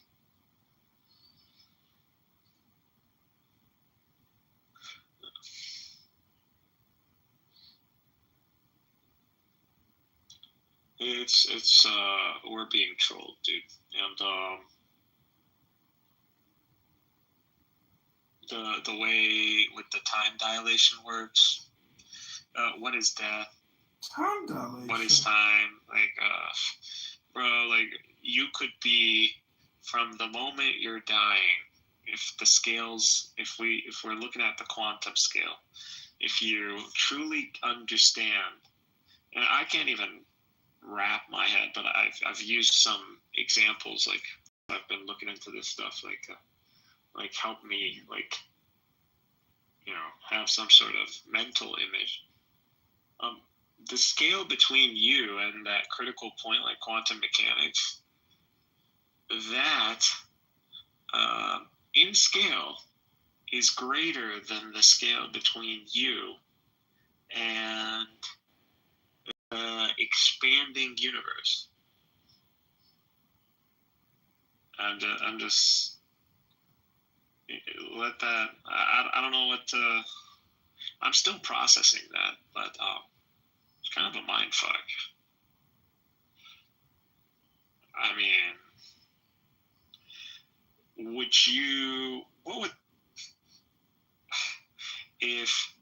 would the difference for you be living on a planet like Earth, the size of Earth, that is hospitable, versus a planet if possible, physics, Saturn, something just bigger, where you would scale up in size? What does it matter if you have what was that movie where they shrink everybody down and they live in this ecosystem pod, and it's like a utopia because food supply is just endless, because a can of tuna can feed a whole community because of the scale, right? What movie was that? What's that movie where they shrink people down? There's like... It's not the superhero one, right? Or Little S too? It's like they discover technology, and then there's like human migration into these like very small cities. Is it I Shrunk the Kids? No, I don't think so. Oh, okay. Shrink people. Someone said downsizing. Royal said downsizing. I think that's what it is. Downsizing. Yep. That rung a bell. See, what would the difference be, really? Like, does it really change your experience? Like, if no one ever told you, like we didn't even know these scales existed, anyways.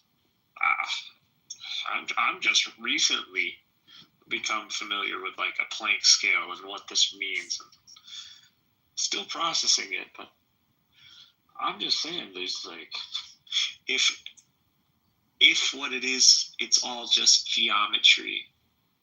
You know, what's really the difference between a triangle the size of Empire State and a triangle the size of an atom?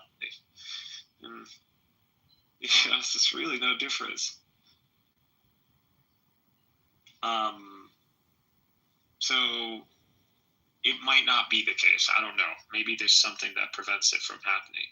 But why couldn't God just put a universe right now between you and whatever, the closest thing, the wall, I guess? A whole universe, a civilization, a living thing in like a quantum scale. Like, what would, I'm just saying, at that point, it's just like, what is it to be the size of a galaxy versus to be the size of a neutron or an electron? What is it? Nothing. You mean like, what would it do for you? The problem, this is, giving me something like an angst, because I can't, because I feel like my intuitive, which it's not something I was necessarily conscious of, but my intuitive understanding of like the seven heavens, something that would include scale and like an alignment above, it's kind of forcing me to like try to come up with a secondary theory on what like seven heavens actually means.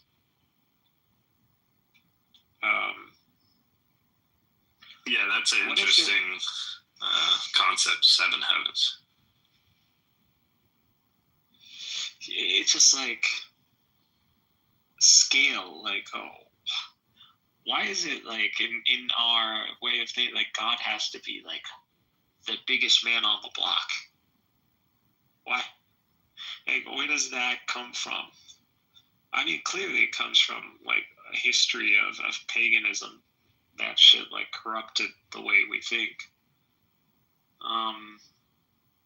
But if we fundamentally think about God, the way at least the Christians kind of got to, but I don't know why, for some reason, awareness is like this word they tried to, I don't know. I mean, clearly I put it in the ChatGPT, and it said in ancient physiological thought, it says ancient Mesopotamian and Greek cosmologies also imagined 7 layers of heaven/sky, often linked to the 7 visible celestial bodies: the moon, Mercury, Venus, Sun, Mars, Jupiter, and Saturn. Yeah. I mean, I don't know, because you see atheists or even academia obviously has to entertain the theory that, maybe it was the Greeks that started all this and we're simply copying their shit. That is plausible. I mean, might not be plausible because we're believers in a way. I'm not saying confirmation bias, but or that maybe they've, they tapped into something that we didn't get to later, right? Like we got this through revelation, but maybe they learned. Exactly. That's the Islamic. So that's the internal explanation how we, justify these things or these, similarities. We just say, well, it could be that there was a tradition or a revelation that came within that nation. That is what led to these similarities. So, or they're just natural truths that they discovered, which resonate with the natural truths, revealed. Something like that is. Yeah, I meant to thumbs that up. It is interesting. I do believe there's something more behind like the Greek gods. I think Zeus, and I think there's like these are like somehow representative of real people or figures or something. Maybe angels even. I don't know. Just deified. And if according to the Quran, the angels would just absolutely despise even coming close to somewhere like that. So if an angel called Zeus, and I had an experience on Earth where people have worshipped me as God, I wouldn't even show my face around. Why is that? Just even though they understand like free will and humans and God did this, like it's just them. It's like, still God, like this guy is insulting you in my name. And to them, it would be just like extremely like humbling, or like they would just, that's how they are. Like God is absolute to the angels. Like he's just like he's present,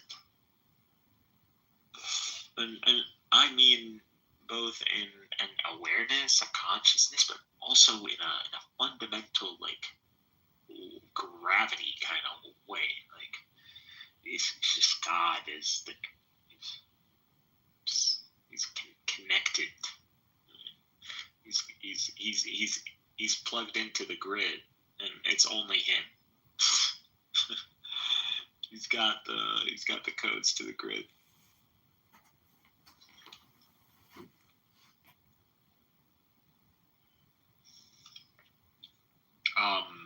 Honestly, like I do believe in the Quran and all that stuff, but even as a kid, like I've always been like, again, because I'm like someone who just grew up believing in God and like believed that of course there's this, I don't know, as a child it didn't seem even something that deserved even a question back, or like questioning, a line of questioning. Oh, God, yeah, that makes sense. Wasn't even, I don't know why. It's just like, yeah, of course. I remember like maybe like a few like trying to just think about it, but like I don't know, as a kid for some reason it clicked.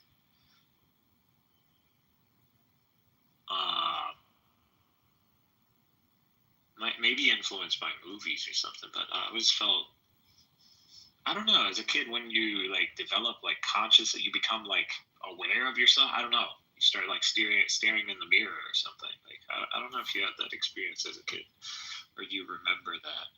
Staring in the mirror, or yeah, like you ever remember yeah, that moment as a kid when you like finally look in the mirror and you're like, me, and you start like truly like kind of like analyzing the geometry that is your face and who you are.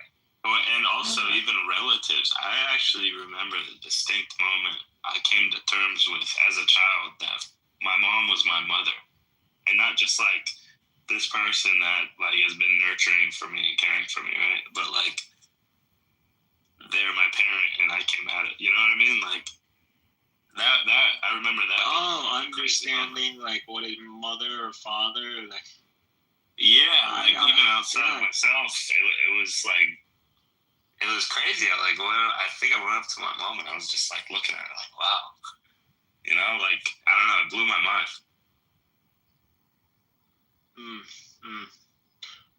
I don't know. For some reason, to me, like, asking those questions was always done within, like, the inner consciousness, like inner dwelling, like within your mind, or